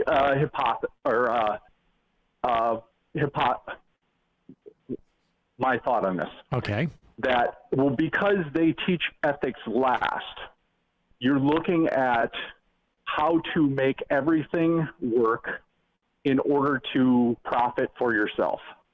Or make it, you're looking for a way to make everything legal to the most degree that you can get away with. I get what you're saying. Like, yes, like incidentally, we've taught you all the things that you should do, and here are the boundaries, and make sure that you conform to those boundaries, as opposed to, I understand what you're saying. It's, instead of the predicate being like, be ethical, and then, yes, I understand. Yes, exactly. And that's like why our financial system is so messed up. Well, the way it is. And I had a guy. I've told this story before. I had a guy, years ago, like when Air America went bankrupt, and there was there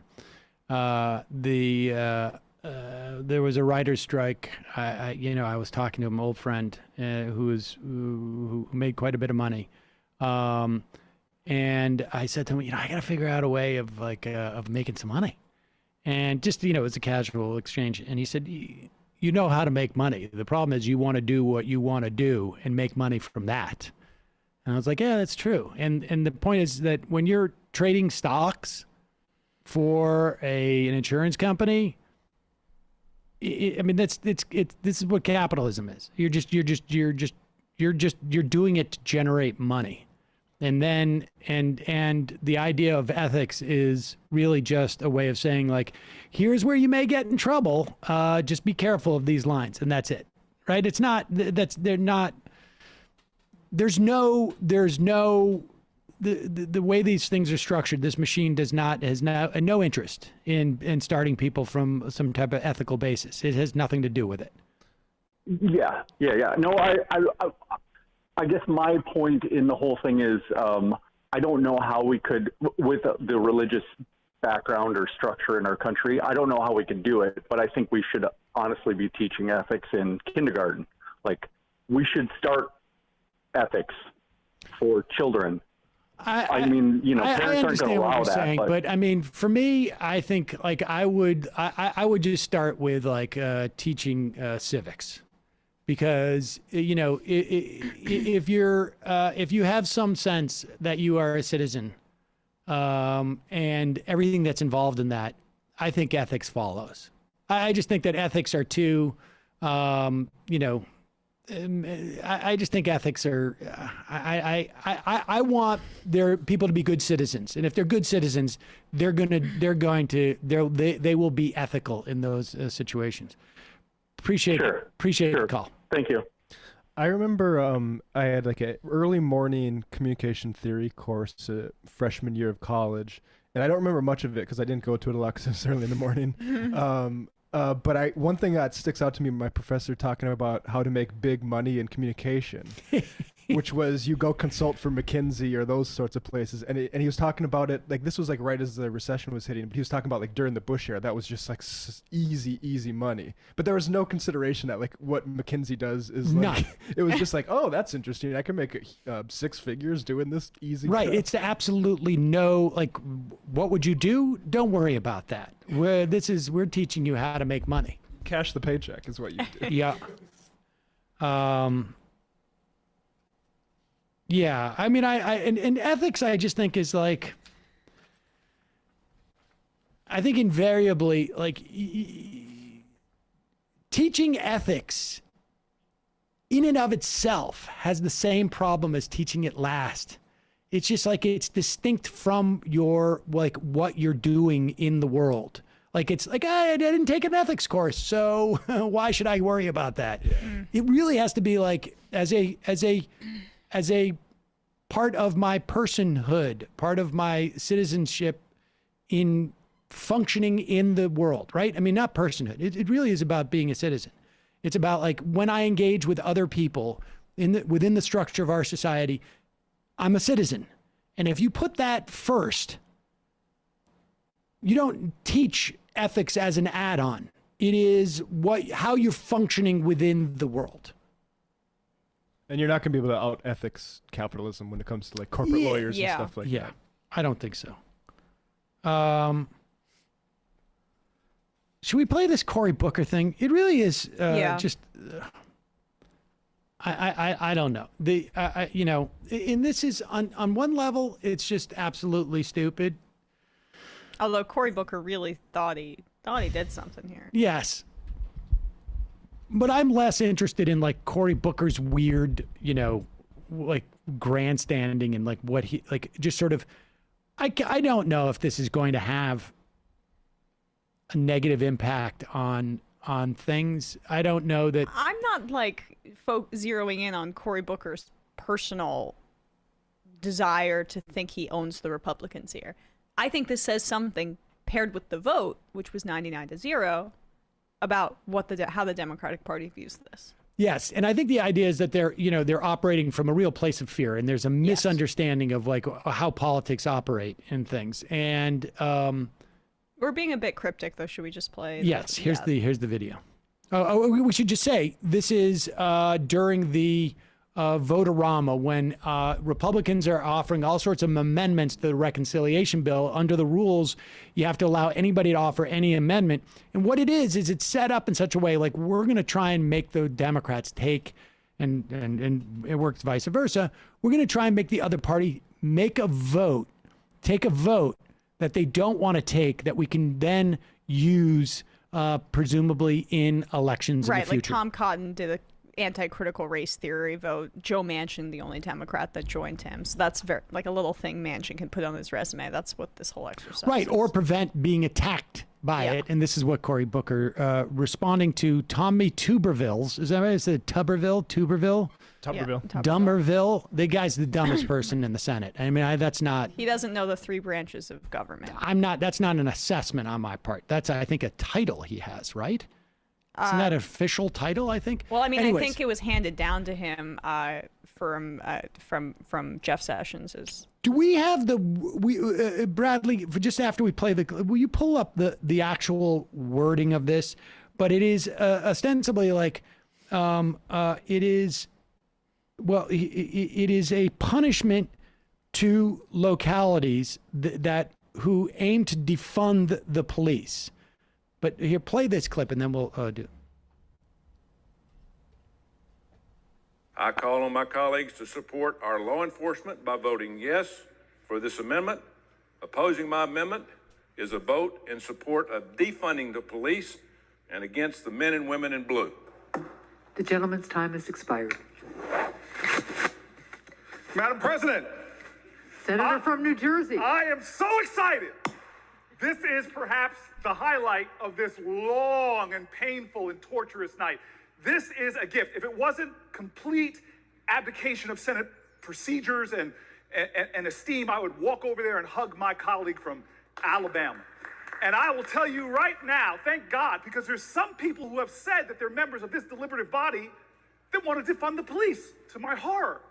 And now this senator has given us the gift that finally, once and for all, we can put to bed this scurrilous accusation that somebody in this great esteemed body would want to defund the police. So let all of us, 100 people, not walk, but sashay down there and vote for this amendment and put to rest the lies. And I am sure I will see no political ads attacking anybody here over defund the police. And I would ask unanimous consent to add something else to this obvious bill. Can we add also that every senator here wants to defund the police, believes in God, country, and apple pie? Thank you. God, that's so crazy. Bradley, you can give me the wording of that amendment. He really thought he did something there. And I'm sure everybody in the Democratic Party, for the most part, thinks that he did something. 99-0. Yeah, but like the point is that you should not be going on record saying that you don't believe in defunding the police when it is the most sorely needed. Well, they're being like, I think he's saying, okay, so the amendment is, I mean, first of all, I imagine it was very late at night. I mean, he seems extremely giddy over but this. That's kind of his vibe. I guess it's weird. And I really don't think he's like, there are a lot worse Democratic senators than him. I mean, Americans, it was you, Matt, that said that. Oh, go on. Well, this is the amendment. Americans want safety and security, but more than 80% of law enforcement is conducted by state and local governments. If local leaders in Minneapolis or Portland are so beholden to the radical left that they feel, my amendment is simple. If a city council believes the woke thing to do is to cancel the police department, then they shouldn't expect. That's the wording of the amendment? That's not the actual wording of the amendment, is it? No, I want the wording of the amendment because I want to know what they actually voted on. Right. But regardless, my point is just the enthusiasm with which he approaches this as some political boon or get for the Democratic Party. One, I think it's a miscalculation and a misunderstanding of the whole conversation surrounding defund the police. But two, the fact that they really do believe that they should all be going on record saying that we shouldn't cut funding for police. I mean, like that. Okay. But I don't see. That's the point. It's like I don't know if it's actually like cut funding for the police. Like that's the that okay, is. Then take my first point. Regardless, they see this as some sort of big political win that they've got the Republicans. And I don't think that's the reality. They'll still run those ads, and Cory Booker's speech on the Senate floor during the vote-a-rama will have no effect, and that's why you should be pushing to defund the police, because it doesn't matter what you do. Well, I guess my point is that obviously the Senate has no impact on is not going to defund or not defund the police. But the problem is that, defund the police as weaponized in, the problem is twofold. One is it's a mistake to claim that Democrats were actually hurt by this sloganeering. Yeah. But they were helped by electorally. They were helped by the protests last year, even though, as we see, their commitment to these issues is very thin. Exactly. And the idea that they have some protection, right? They have protection from this critique is just, it's silly. Now, maybe Booker thinks that it's going to be effective, or maybe he doesn't. But the bottom line is that I don't know how I don't know that it makes a difference one way or another. Frankly, that's the thing I'm not quite sure about. Right, but I know, but they think it does. Who's they? The mainstream Democratic Party thinks that they need to rebut the defund the police funding, and that there's broad consensus among a great amount of a majority of the elected Democratic representatives and senators that defund the police hurt them electorally, and they weren't able to make the gains in the House and the Senate that they wanted to. Right. Yeah. So this is something that they think is important to rebut. Or they don't think that it's important at all, and they just voted for it because they don't care. Yeah, I mean, it's really hard to find the wording of this. Tuberville's staff is only put up that press release Bradley found. But like the problem that like the larger point is like Austin, for instance, did defund the police and, you know, move those funds elsewhere as everyone wants. Like, does this? Well, they didn't totally defund the police. They just cut. Like, that's the thing, is that localities have the ability to change their budget, which is we're going to cut 25% of the police force and put it into hotels and, you know, for the homeless. And now they didn't do 25% in Austin. They probably did 2%.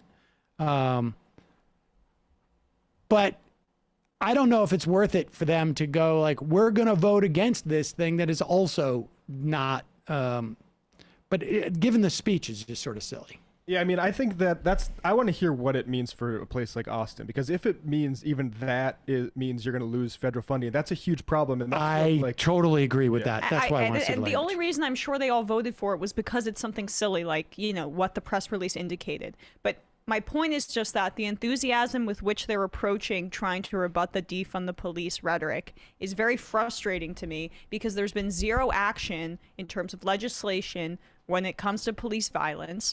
And this is the thing that they get excited about? Right. I know you're saying I'm painting they with a broad brush, but I'm taking this from news stories from months and months and months of, you know, we had the moderate Democrats going after the squad, and that was what you know, the postmortem of the 2020 elections, saying defund the police cost us seats and all of this stuff. I mean, the focus on this is really misplaced and out of touch. You should be leaning into, we want police reform by demilitarizing them and cutting some of the budgets. I mean, because that's the right thing to do. And I don't think it matters electorally in the way they think it does, because they will still say, no matter what Cory Booker says on the Senate floor, no matter how many Democratic senators vote this way, that they're still going to say that they support defunding the police when they're anti-cop. It moves the needle zero. Right, I guess. I mean, you know, Cory Booker is, I don't know. I mean, I'm not in favor of him doing it. I just think that it's like, it's a throwaway. He was animated and excited about, oh, here it is. Okay, let's see what this actually says. Is there any text? It says zero, right? It establishes what? There's no text? To establish a deficit-neutral reserve fund relating to decreasing federal funding for local jurisdictions that defund the police. Yeah, I don't even know what that means. A reserve neutral fund. What? I mean, honestly, like, I think one of the best reasons to want the Democrats to have all of this power, like the Senate, for instance, is to show that, like, the Kente Claus stuff is just symbolic, and they actually have a long way to push them on this stuff. I know, but like Democrats would, they'd rather fundraise off of Black Lives Matter than do anything about the filibuster or legislatively on police reform. There's been like, need I remind people here, despite them being helped electorally by the activism of Black Lives Matter in the wake of George Floyd's death and the deaths of countless Black people in this country at the hands of police, they have not made a legislative push. Nothing. To do anything at all. And yet, the impassioned stuff that we see is we're anti-defund the police. And like that maddens me to no end. It's a wealthy suburbanite party. Like that's when Biden says we're going to out-organize gerrymandering. That's exactly who they're coveting. And they're leaning into that, and they'll be fine with fundraising off of gun violence and fundraising off of police brutality, and then not doing any of the necessary steps to address it. And it's a terrible long-term strategy because people are going to get pissed. I'm pissed. Yeah, it does. I mean, he could have just been like, this is a silly amendment, and you don't have your talking point. I don't know. Austin, Tim Caucus says, Austin removed a third of its police budget a year ago. Oh, I didn't realize it was that big. Wow.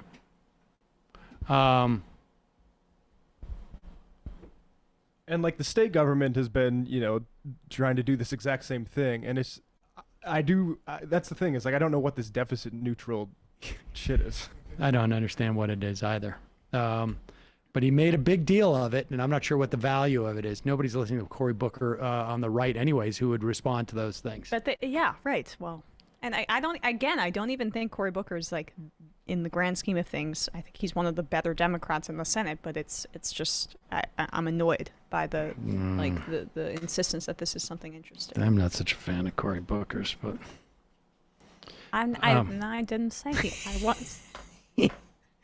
All right. Folks, Mike Lindell is still at a cybersecurity. We got to play the Mike Lindell thing. He's still at a cyber symposium in Sioux Falls, South Dakota. Because he said he's not getting off stage for 72 hours. He's not getting off stage for 72 hours. And is he going to head over to the Sturgis bike rally? Is that what is going to happen? He head over there? Well, he might have to go to the bathroom like every 10 minutes. I'm going to follow COVID. Minutes. I'm going to follow all of the super spreader events. Right. I'd like to see like Mike Lindell cause a Tour de France style pileup with one of his pillows. Here is Mike Lindell. I can't even tell what he's trying to talk about, but it's hilarious. Here's Mike Lindell trying to, and I'm going to have Dave Rubin brain here. And to be fair, I'm not really anyone to be picking on someone for not being able to pronounce a last name. But here's Mike Lindell really having trouble for some reason saying the word Bolsonaro. We have the president's son, Eduardo, coming here. Bolsonaro, if I say it right, how do you say it? Bolsonaro. Yeah. Bolsonaro. Okay, Bolsonaro. He's going to be coming here to speak in a couple hours, but there are the same things going on in their country. Okay? But we're going to first call out the media this morning. So we all know what happened.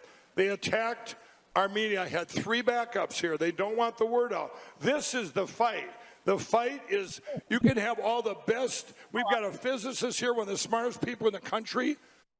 First, did you want to say something?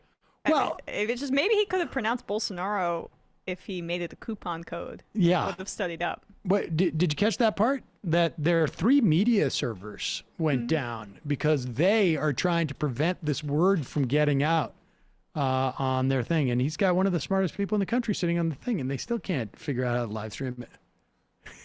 Just a little context. Lula is beating Bolsonaro in recent polls 49% to 25%. Is that the argument that like the same thing that's going on there is that the ballots are already, the polling is already being manipulated? Well, polls, that's of course. The media servers, they went down. So it's being acid washed. All right, pull it back a little bit on Lindell here, because he's talking about like the conspiracy that's going on there. There's and by conspiracy I mean like there are forces, dark forces, attempting to prevent this thing from getting out. Although I guess it's One American network is putting it out. I don't know. Maybe their They'd servers probably get out a little bit better if you could remember the pronunciation of the guy's name. But Edward de Go. 3 backups here. They don't want the word out. This is the fight. The fight is, you can have all the best. We've got a physicist here, one of the smartest people in the country. The stuff he's won in awards is beyond belief. He wasn't into elections. You just heard his story. He wasn't into elections. He's just like me. I wasn't into elections. I was into pillows. He was.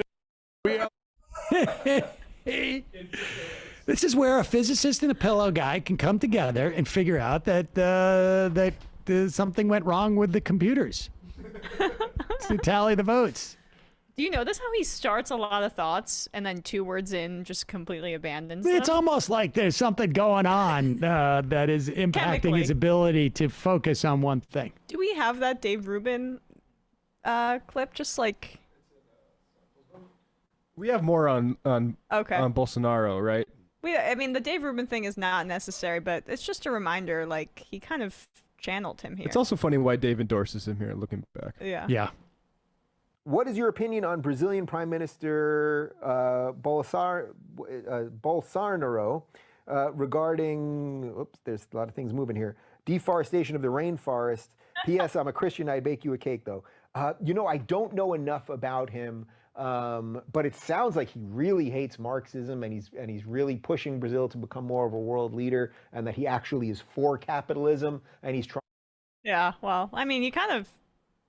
Honestly, the what he says after the mispronunciation is the most revealing part of that clip. Oh. Right. I don't know anything. But I don't know anything, even how to pronounce his name, but I know he's really against Marxism and, you know, whatever in The school. woke college kids, I think at one point he says. I didn't want to get in the way, though, of the... Because there is another Bolsonaro clip, right? Which one? Let's play that one. This is at the same... Bannon's there. Okay, this is at the same cyber symposium in Sioux Falls, South Dakota. Bannon is there. I think like he has some relationship with the Pillow guy. I think the Pillow guy's moved all his advertising to Bannon's show, and so He's also into pillows. it's part of now. what you do. Yeah, there you go. And Bannon's also into hot tubs, if you look at sort of divorce records from him. Yeah. Bannon's also into brown. And he is doing what basically Trump did, right? Which is that if Bolsonaro loses to Lula, it is because of voter fraud. I mean, remember, I mean, this is what Trump either knowingly or consciously or unconsciously did by saying, when I lost to, I beat Hillary Clinton, but there was 3 million immigrant votes. He started from day one, and really actually during the campaign, setting up the idea that if I lose, it is because of fraud. This is a heads I win, tails you lose type of situation, and Bannon is doing that. I don't know why he thinks that's worthwhile to do in Sioux Falls, when we're talking about a Brazilian election, but nevertheless, here is Bannon saying that if Bolsonaro wins, it's because of fraud. Well, you see, it's just not in the United States, right, Steve? Well, next October, remember, about 30 days before this monumental midterm election, he's going to face, his father, Jair Bolsonaro, is going to face the most dangerous leftist in the world, Lula, a criminal, a communist, and supported by all the media here in the United States, all the left-wing media. This election is the second most important election in the world, right? In the most important elections ever in South America. Bolsonaro will win unless it's stolen by, guess what? The machines. The machines. The machines. And you see, when I talked to them in January, they said one of the things that they're up against the most there is what? Them, the media. The media machine. That's what they're doing. They're conditioning them too. Just like you said there, David, It's a conditioning. So he's not going to win. He's going to win. We've seen our numbers on a lot of the states. And, this is why we're here. This is a turning point in history today. Whoa. I'm sorry we missed that. Just amazing. Bannon calls Lula a criminal, which he's been proven or found not guilty of. And that whole investigation was BS. But just recently, Brazil opens criminal probe into president over Indian vaccine deal. Like, if you look into that, we covered that with Victor Poggi on Left Reckoning. Like, just horrendous, the worst kind of corruption that's leading to mass death. And yeah, I mean, also Bolsonaro brought 20 million people out of poverty to the point where you can... Lula. Or Lula, sorry, yes. Thanks for the correction. Lula brought 20 million people out of poverty to the point where you can actually see a rise in height among people, like at a countrywide level. So like that's the type of person that Bannon calls an evil communist. But that's Bannon's a socialist, though, isn't he? Yeah, I heard that he and Tucker were socialists, and Trump too. But I mean, that's why he's so freaked out, right? I mean, I think that underscores the threat that Lula poses to the whole Bannon project of right-wing authoritarianism, like what he wanted to do at that compound he had in Europe or whatever, basically breed right-wing authoritarians. Lula terrifies him for that reason, and it's all projection about the criminal stuff. Like you mentioned that Bolsonaro element of criminality that he's being investigated for. I just interviewed Andrew, I'm blanking on his last name, but a reporter for The Intercept about reporting they were doing about the criminality in the way that they were negotiating and milking kickbacks for themselves, parts of Bolsonaro's administration in the vaccine negotiations. And there's been like a complete backlog and inability to access vaccines despite long negotiations and purchases, because it's essentially gone right into his cronies' pockets. So like there's all of, many, yes, Andrew Fishman, thank you, Bradley. It's all projection. And as is the stuff about the media. Lula does not get great coverage in the media. I mean, look at Obama in his recent books saying he's like something of like a party boss figure, like Boss Tweed or whatever. Like that's the impression of the elite liberal media that you get from The Economist or wherever, right? Like, and they all gave, and they all at the start of Bolsonaro met him like, well, you might not be good for democracy, but it might be good for like the economy. Right. It's just, I don't know how it can work in this election with Lula, because one, the polling numbers are so like overwhelmingly in Lula's favor, and two, Bolsonaro's approval rating is in the tank right now. And the reason he only got elected in the first place was due to the investigation into Lula and his imprisonment, and like everything's gone quite badly since then, specifically when it comes to COVID, and the numbers have reflected that. It's not like he had this big cult of personality behind him like Trump did. Yeah, I mean, it would take a military coup, and Bolsonaro absolutely stocked the government with military folks. I mean, if you've already started to set the narrative that the election's stolen, right? I mean, that's the game plan, and you're trying to put yourself within striking distance of pulling out a win. I mean, you just look at it in the context of, you want to be within 3 points, with so many minutes left in the game, and a fluke happens and you win.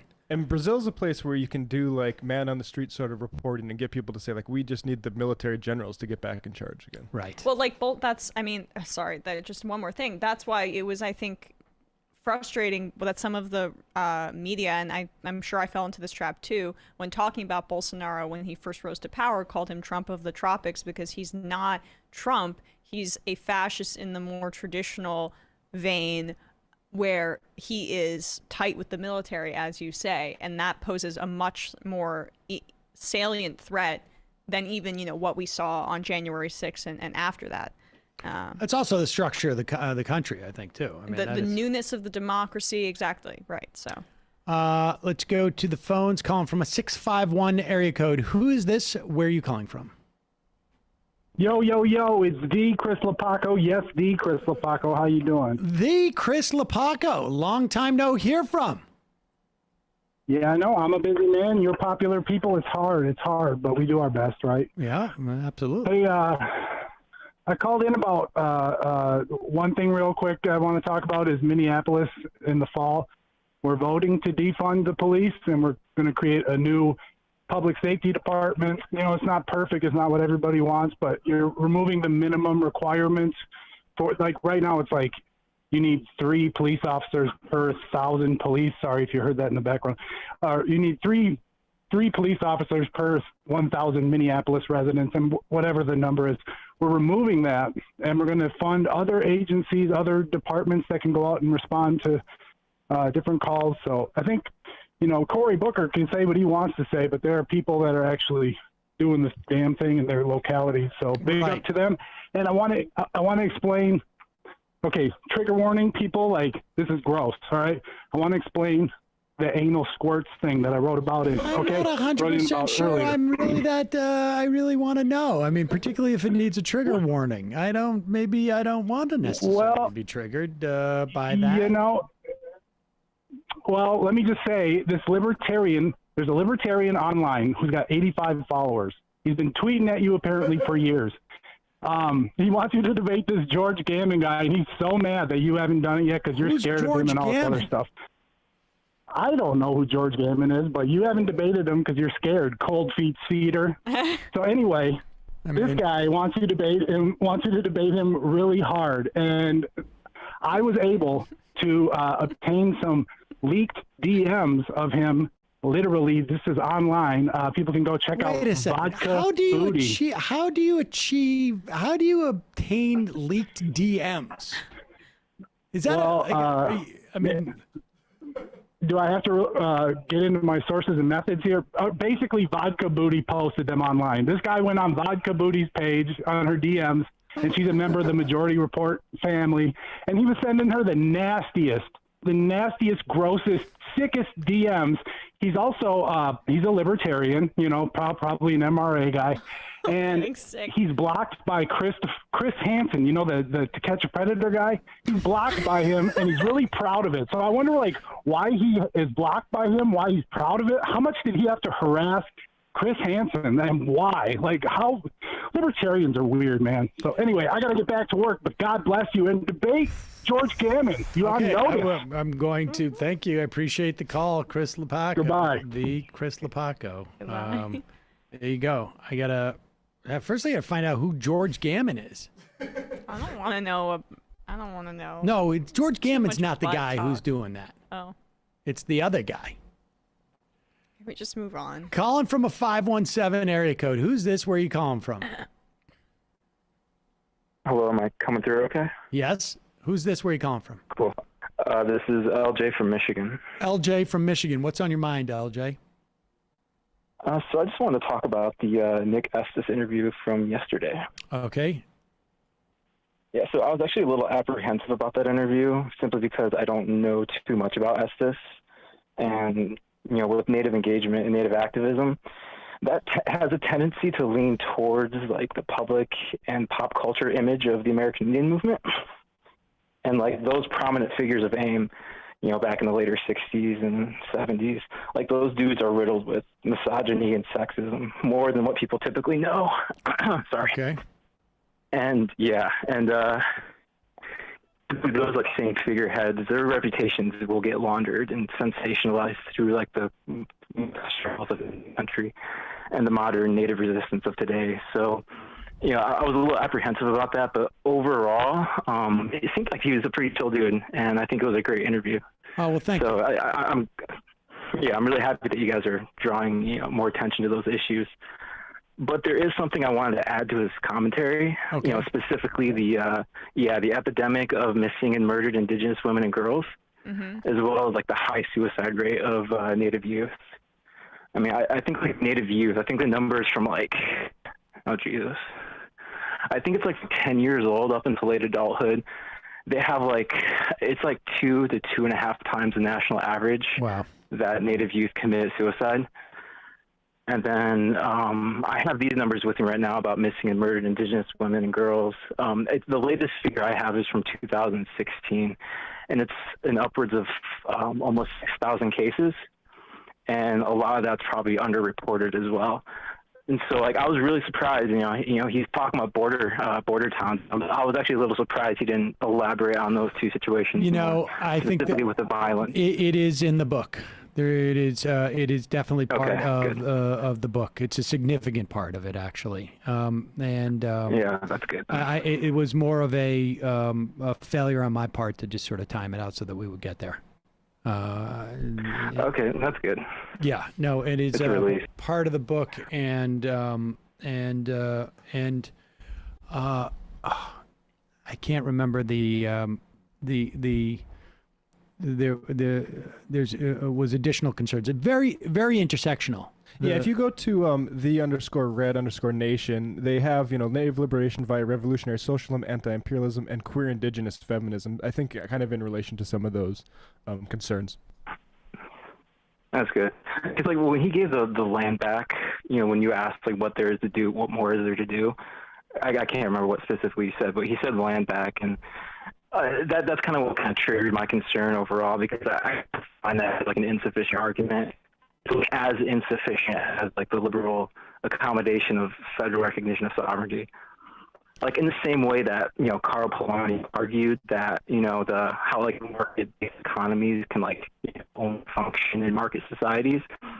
Like in that same way, settler colonialism, like it totally introduced capital accumulation in the market in economic exchange. You're breaking up a little bit, LJ.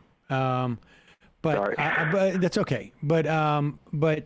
I think, to be fair, I think I said, I may have been a little reductive in the question that he, but certainly it is definitely addressed in the book. I don't have the my notes in front of me. Yeah, but it's definitely addressed. Yeah, I was just hoping you should check it out. I was just hoping to take the opportunity to bring more awareness to that issue, because you guys do a good job, and I thought that interview was great. But I think there's just an onus of Native men that we help take care of our women, because they lost status over the years through settler colonialism, and sometimes I think that gets lost in kind of like these sensationalized movements of like land back, and I think there's more that we could do. But I'm getting your guys' hair.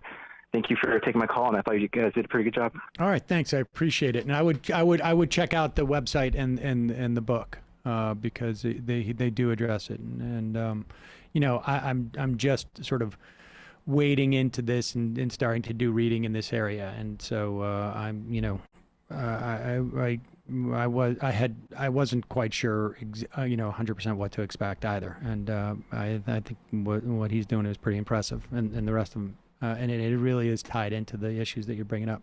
Appreciate the call. Yeah, peace. Let's read some IMs here.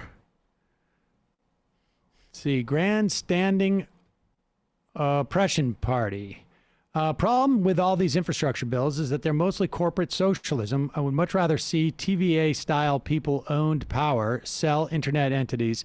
We're still not changing who owns production. And there are gradations of that. And like I say, I think that was the argument that Dan was making about the internet in particular. Cam Newton's right arm. Senator Kennedy desperately needs some testosterone shots. Jackson Munns, Washington Post. Come on, Sam. They're totally bought and paid for. Oliver Wendell Homeslice, coining the phrase cocaine filibuster to refer to the Mike Lindell segment yesterday, was one of the funniest damn things I've ever heard on the show. Well done. Left more gooder. Who said that? Was it you? It might have been, but I think so. I don't know. Warren from Toronto, like Jesus, Emma can perform miracles. After all, only through miracles could Eli Manning beat Brady twice in a Super Bowl. That's kind of true.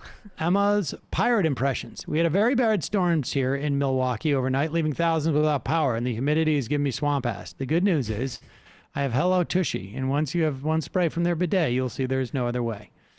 Come shower with Crowder. Man, most of my buddies are apolitical or just slightly into Trump, so they don't usually mind if I play political stuff on our shared speaker. But, dude, this Hello Tushy ad is killing me. I'm so embarrassed.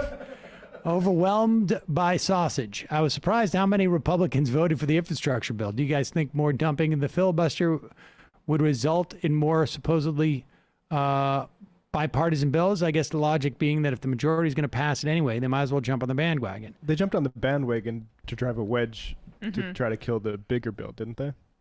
Yes, but also I do think that there's two sides to that coin. In addition, they wanted to drive a wedge, but I think they also knew that it would make the overall reconciliation bill worse from the perspective of the Republican Party, because the same dynamic. Sinema and Manchin no longer have the ability to say, we need to do this bipartisan. This is Sinema's bill. They're not going to vote for Sinema's bill. Whose bill are they going to vote for? Militant apathy. Oh, yeah. Okay. Where does this end? They're threatening school boards. Yeah, let's play this clip. It's crazy. So this was, this is via Natalie Allison, who is I believe, a USA Today reporter and also a reporter for a local Tennessee. Is that right? Paper. And this is a parking lot after a school board meeting last night. Put up her tweet, because I think she's the local reporter, but also a stringer for USA Today. I'm not quite sure. That was, I think, in her bio. And she paused the video. And this is what Natalie Allison had to say. The parking lot after a school board meeting last night in Franklin, the wealthiest place in Tennessee. Your DMs are up, Bradley. Okay, so yeah, put up the video now. If you can do that without revealing too much about you personally, Bradley.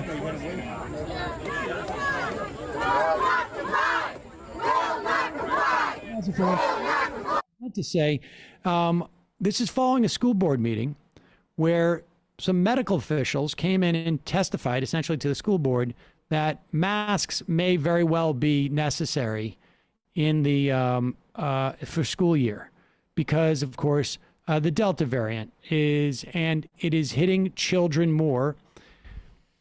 We can talk about why maybe afterwards, but here's a clip from this. This is just sort of stunning.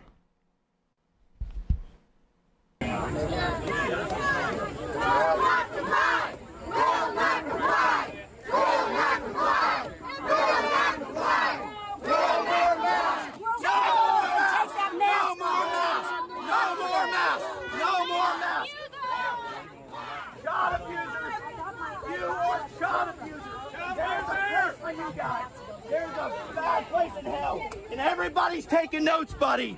Keep that little smug. Yeah.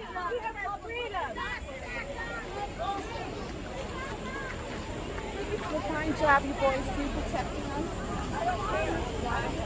Really, I'll be inside.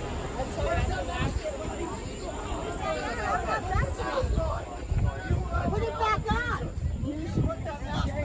Put your mask on. Kids sucking that bacteria. How you like that? We know who you are. We know who you are. Keep it calm. No more masks. Keep it calm. Keep it calm. No more masks. We're on these guys' side. They're on our side. No, they're not. They're not on our side. The police are on our side. The police are on our side. Let's calm down. Yes. Calm down. We know who you are. We know who you are. You can leave freely, but we will find you, and we know who you are. You will never be allowed in public again. You will never be allowed. I know you never who let you it be are. allowed in public again. Hey, sir. I know who you are. Let him out. Let's let him out. Let him out.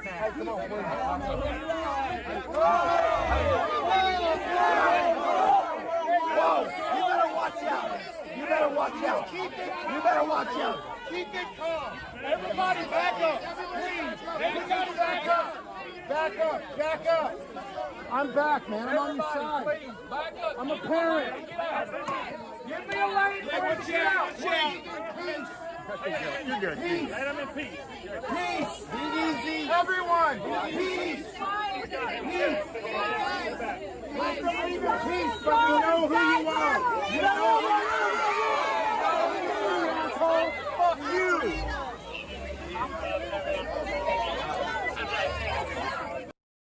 Great job by the cops. They really protected that school board member from. Well, these are just medical professionals are coming in to testify with the school board. Oh. And they those people. Right. Yeah. And I love the guy who's like, "Hey, come on, everybody, be calm, all right? Everybody, peace. We know who you are, and we're gonna come and get you." He said, "We know where you live. We know where you live." It's unbelievable. But I mean, go through that a little bit. So, we know who you are. We will find you. And then, he said you can live freely, but you can leave freely. Leave freely. But and then they said the child abuse thing. Wonder where they got that. Where did they get that from? You said this on the show. Like, this is going to be. Of course. Tucker Carlson is the most influential cable news hosts in the country. We hate it, but that's the reality. And he uses his platform with complete disregard. Well, actually, it's very purposeful. This is a part of a larger project of getting people politically engaged on the grassroots level. If you can get them engaged with the school board meeting, with this COVID denial and this vaccine stuff, then they're going to be engaged in the Republican project in a large way. And so that's part of what this is. And then, like, it's making them deranged. It's also going to end up killing some people. Never aside from their threats against these medical personnel, the fact is that the Delta variant. Spoke to Mark Allen Derry yesterday, epidemiologist for the other show, and the Delta variant. This comes out through the CDC findings. The original wild type COVID had an R0, which is how contagious it is, between like a 1 and 2. Every one person who got it would infect 1 or 2 people, somewhere around that. Between this one, the Delta variant, is between 6 and 8. And there's also something called the RT, which is how you can mitigate the R0, essentially, with certain practices. And the reason why we're seeing so many children now in Louisiana, the pediatric hospitals are filling up, is strictly a function of the increase in the contagiousness of it and the loosening of protections of children. And so they're going to camp and this and that, and they're not wearing masks. And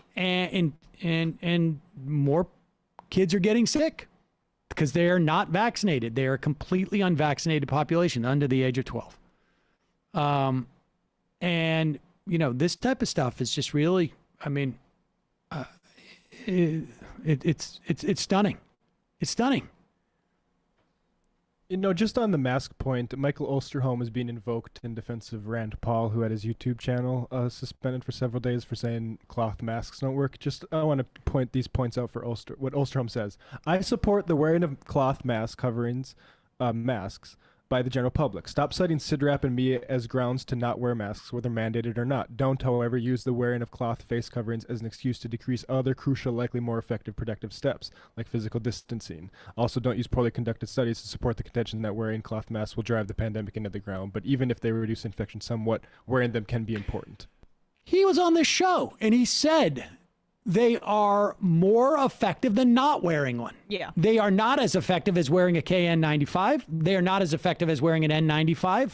They are not as effective as wearing a surgical mask.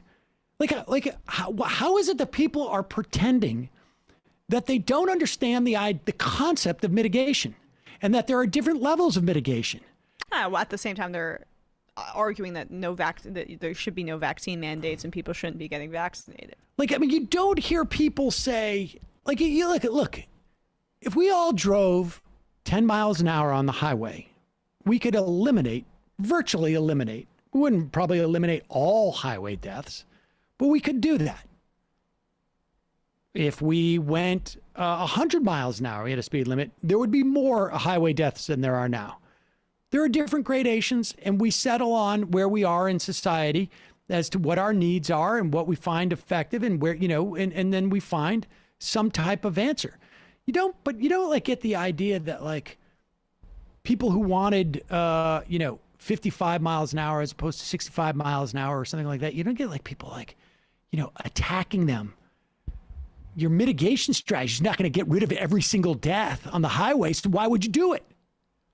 And there's one other element here, of course, which is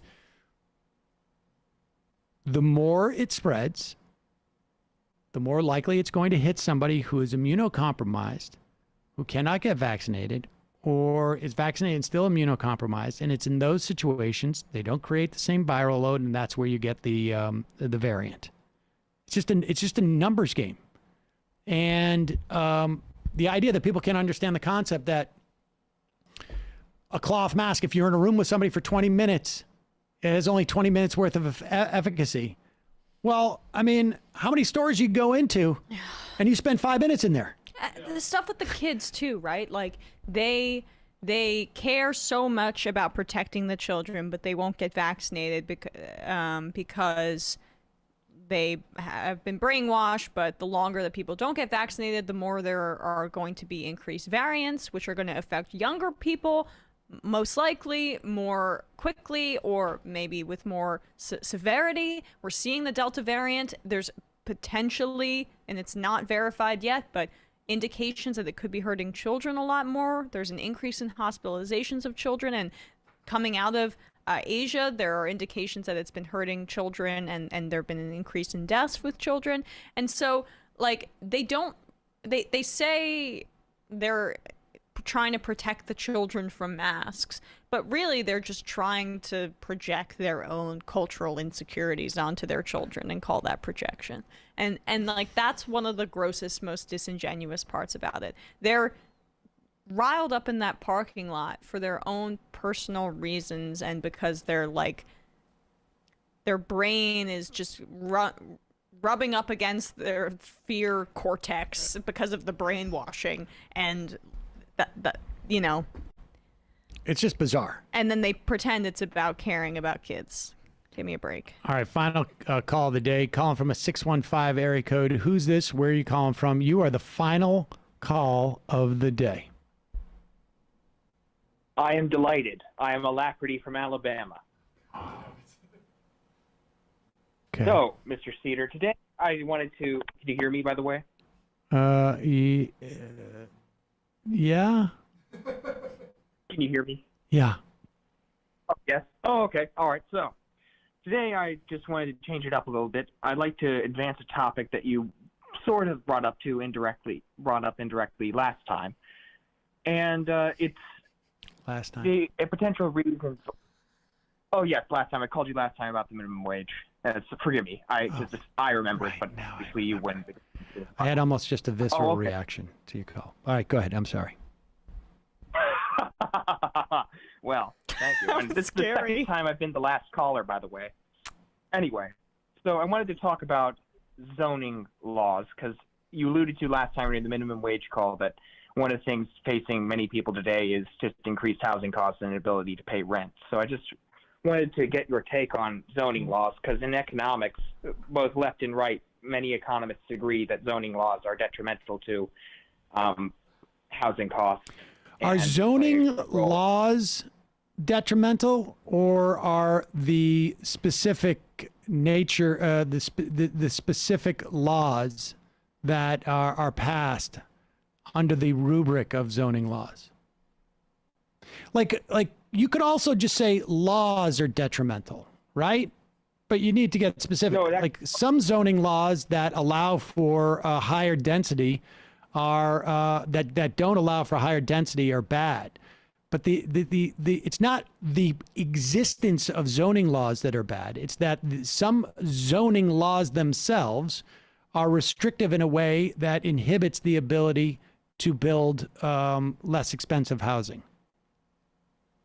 Well, yes, I see what you're saying, but there are even some cities with no zoning laws. And to be clear, zoning laws are not building codes. It doesn't have much. No, I know what zoning laws are. I'm just saying that when you say that people have a problem with zoning laws, I just want to clarify, they don't have a problem with the concept of zoning laws. They have a problem with the specifics in certain instances of those zoning laws when they are too restrictive in terms of allowing more density in certain areas.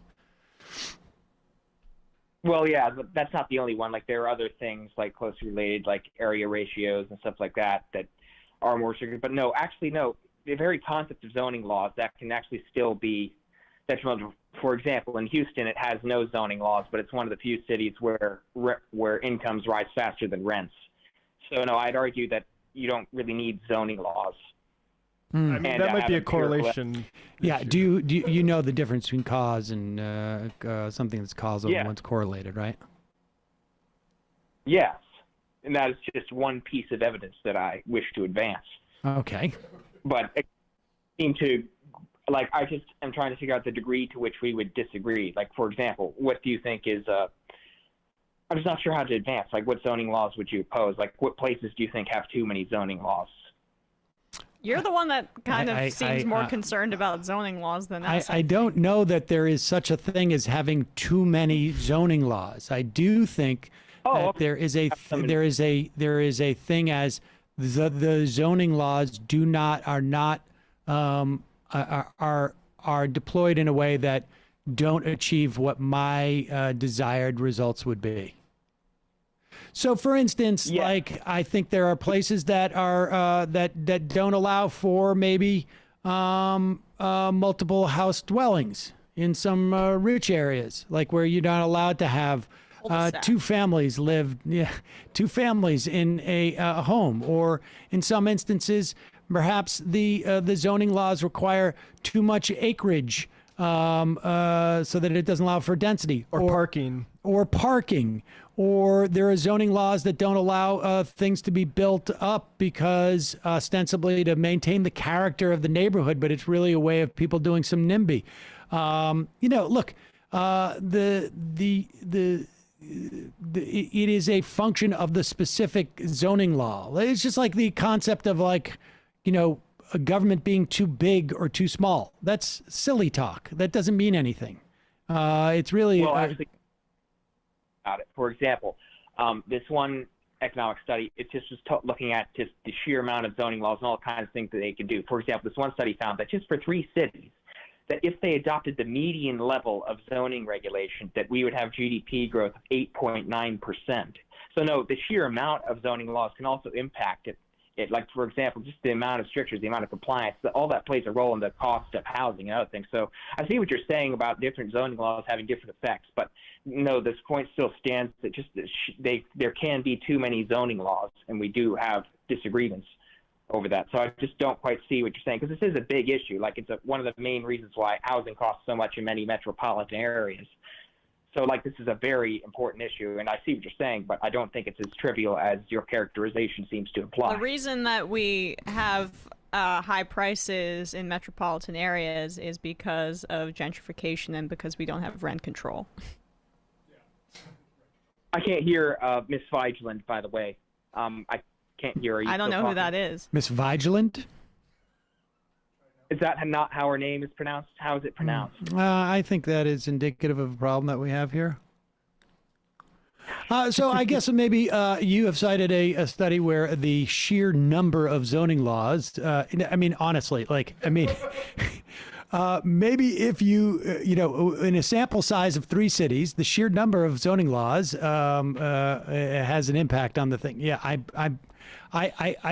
I think it is almost impossible for me to imagine that if you gave me the opportunity to choose 3 cities, that I couldn't come out with a result that that I could tailor based upon my choosing of 3 cities relative to the number of zoning laws that don't exist or anything. Also, zoning laws are often a symptom of capitalist control of government. That's not how it worked.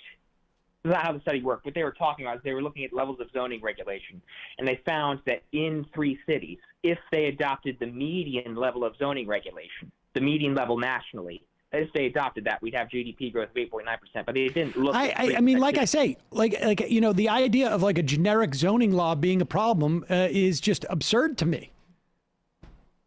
You need to know what the zoning law is. Why wouldn't you just say? Why say zoning laws? Why not just say the generic? Why not just say the number of laws? Because, again, that particular study, it was just talking about levels of regulation. I can't quite remember how. But levels of regulation is the number of laws. Well, why make it exclusive to zoning? Because the number of laws impacts the cost of compliance. It also impacts just the sheer amount of things you have to account for that also increase. Well, why would the cost of compliance inhibit the GDP? People are paid to comply, right? I mean, it creates economic activity. Because you're not considering the opportunity cost. Wait. Opportunity cost is associated with GDP? I wasn't aware of that. Well, do you know that if I get something stolen here and I go buy, if my camera gets stolen, and I go buy a new camera, that the GDP goes up? Where's the opportunity cost factored into that? On less productive activities, that takes time and money away from. I agree, but it's not computed in the way that we do GDP. Well, I don't know how they did the study, but it was also forecast. Then go back and look at the study and tell me if it wouldn't just apply to the just number of laws. But in general, I would say that I am sure that we could find some measure of agreement that there are some zoning laws that are bad and are contrary to what we want, to what end game we want. I just don't see why you're defending them at all, though, because there are places that have no zoning laws, and they do just fine. There is a place that you say has no zoning laws, Houston. I'll take your word for it. And Houston fucking sucks. Sorry, I have to say a quick. This is Revolution says Can you hear me, caller? Yes. This is Revolution says to be more precise, Houston doesn't exactly have official zoning, but it has what Festa calls de facto zoning, which closely resembles the real thing. Oh, that's weird. Here's the thing, the de facto zoning, when you talk about de facto zoning, what does that even mean? Does that mean that, like, if there's no governmental body saying that there needs to be land apportioned this way for this use and this use, then that's the entire point. Yes, of course, there's still going to be de facto arrangements, but that's beside the point. Who's making those arrangements? That you don't... Again, my point is, I don't know what you mean by de facto zoning laws. Like, I don't know. Like, what's the study you're talking about? I'm not going to, if you want to posit that the existence of a city in this country that does not have zoning laws that are propagated by a city council or any type of like local agency, yet has a good relationship between rent and wages, is evidence that that you want me to declare that zoning laws are bad because of that. The only thing I can tell you is good day, sir. That was not my position. My point is that I'm sorry. You hang up? Yeah, I know. Hang up. It was 10 minutes. I'm sorry. I just didn't know if he dropped off the, like fell into a pothole in unregulated Houston or something. When I think of like zoning laws that I don't like, it's all things put there by like rich property holders to protect their property values. I mean, it could be also, businesses. Somebody says in Houston, you can put an outdoor venue in a neighborhood, which has been done, and the neighbors effing hate it and complain all the time. It's not to say that like Houston is like one of the worst cities, major cities I've been to in terms of how to get around and its public transportation infrastructure and the way the city is mapped out. Like, I mean, that is not a good example if that's what he's trying to say. Colonel Berner says zoning laws that create scarcity are the problem. Don't see the big mystery here. Yes. I mean, I imagine there, I think it's a good thing to have a zoning law that might say, like, you can't put a coal-fired power plant in at the mouth of a river, or at all, or in the middle of a residential neighborhood. I think that is it's getting in the way of innovation, Sam. Yeah. J-Man Raps 78. Hey guys, love the show. Became a member a little while ago and would like to say to Emma, I assume you loved her sarcastic tweet about her bad Cuomo call. Thank you. I had to correct a guy from Iraq. It turned out to be about it before we had an interesting conversation about media. Always interesting to talk to people in different countries about such things. Left is best. Thank you. Thank you. I mean, Sam may have said that I'm a little bit too on Twitter these days. I took a break, for not a break, but I was more managing it. But I'm having so much fun baiting these doorknobs, as we call them, and they really thought my tweet about being Jesus Christ or similar to Jesus Christ was serious. So it's very Christ-like of you to say. Well, sorry, was that you, Bradley? To say Emma of Nazareth, as it were. Yeah. But yeah, and like they're now saying it's interesting. They're all fans of this comedian, but they didn't seem to appreciate my attempt at a joke. But you hated it anyway, Sam. Just I didn't see it real time. It's always snowing in Ottawa. Sam, I love it when you talk trenches to me. Emma, Jesus said to pay your taxes to Caesar. Clearly, he was an establishment shitlib, too. Regarding the report that said Trump didn't order the clearing of Lafayette Square, is it fair to critique that Greenwald used that report to shit on libs for improperly bashing Trump? Yet he's also the same guy who for years has been saying the whole justice and intelligence system has been lying in reports like these for years. Yeah, A song, fart, and queefs. Okay. Okay. I mean, we need to really reel this in. I know. Hey, Majority Report. Sam, long pause. What do you think about the left's blind spot when it comes to China? Unfortunately, I've heard such sentiments falsely perpetrated on leftist shows, such as yourselves. No shad throwing. I can't even tell if this is. Well, it says shad, and after the handle, I might be a little bit. All right. Fentanyl toucher. Odd that Leonnig believes the popular vote is relevant to election outcomes. I mean, it is a little bit. I think she missed my point on that. But yeah. Mr. Sunshine, thanks for setting the camera so the frames in the background are aligned. Of course, Jonathan Armstead, great interview. I never knew Ivanka was behind the upside down Bible walk. She and Donald must have done the most awkward daddy-daughter dance ever near Cheetah. If Donald Trump and his strongest supporters in the party definitely have that martial law kind of vibe. Spocko, please ask who in Trump's campaign ordered COVID testing to be halted and delayed the day of Trump's Tulsa rally. Sorry about that. Man gave names to all the animals. All the adults and serious people this reporter mentioned around Trump are absolute psychopaths. That's true. I agree with that. They're serious, though, but they are also demented, in my estimation. I probably should have asked her to define what that means, because that is a weird label, and I was remiss in that way. Didn't AOC and the squad negotiate PAYGO exemptions instead of forcing a vote for Medicare for All? Isn't this reconciliation bill only possible because of those exemptions? I don't know if if a reconciliation bill in and of itself it operates under different rules in the context of the Senate. I wonder if that applies in the House. That's a good question. I got to look into that. Simple Socialist. Hey, not sure if you guys talked about it already, but you see the BuzzFeed report about the Whitner kidnapping plot? They basically found that the FBI aided, abetted, encouraged, and financed the plot the entire way, and the FBI informants.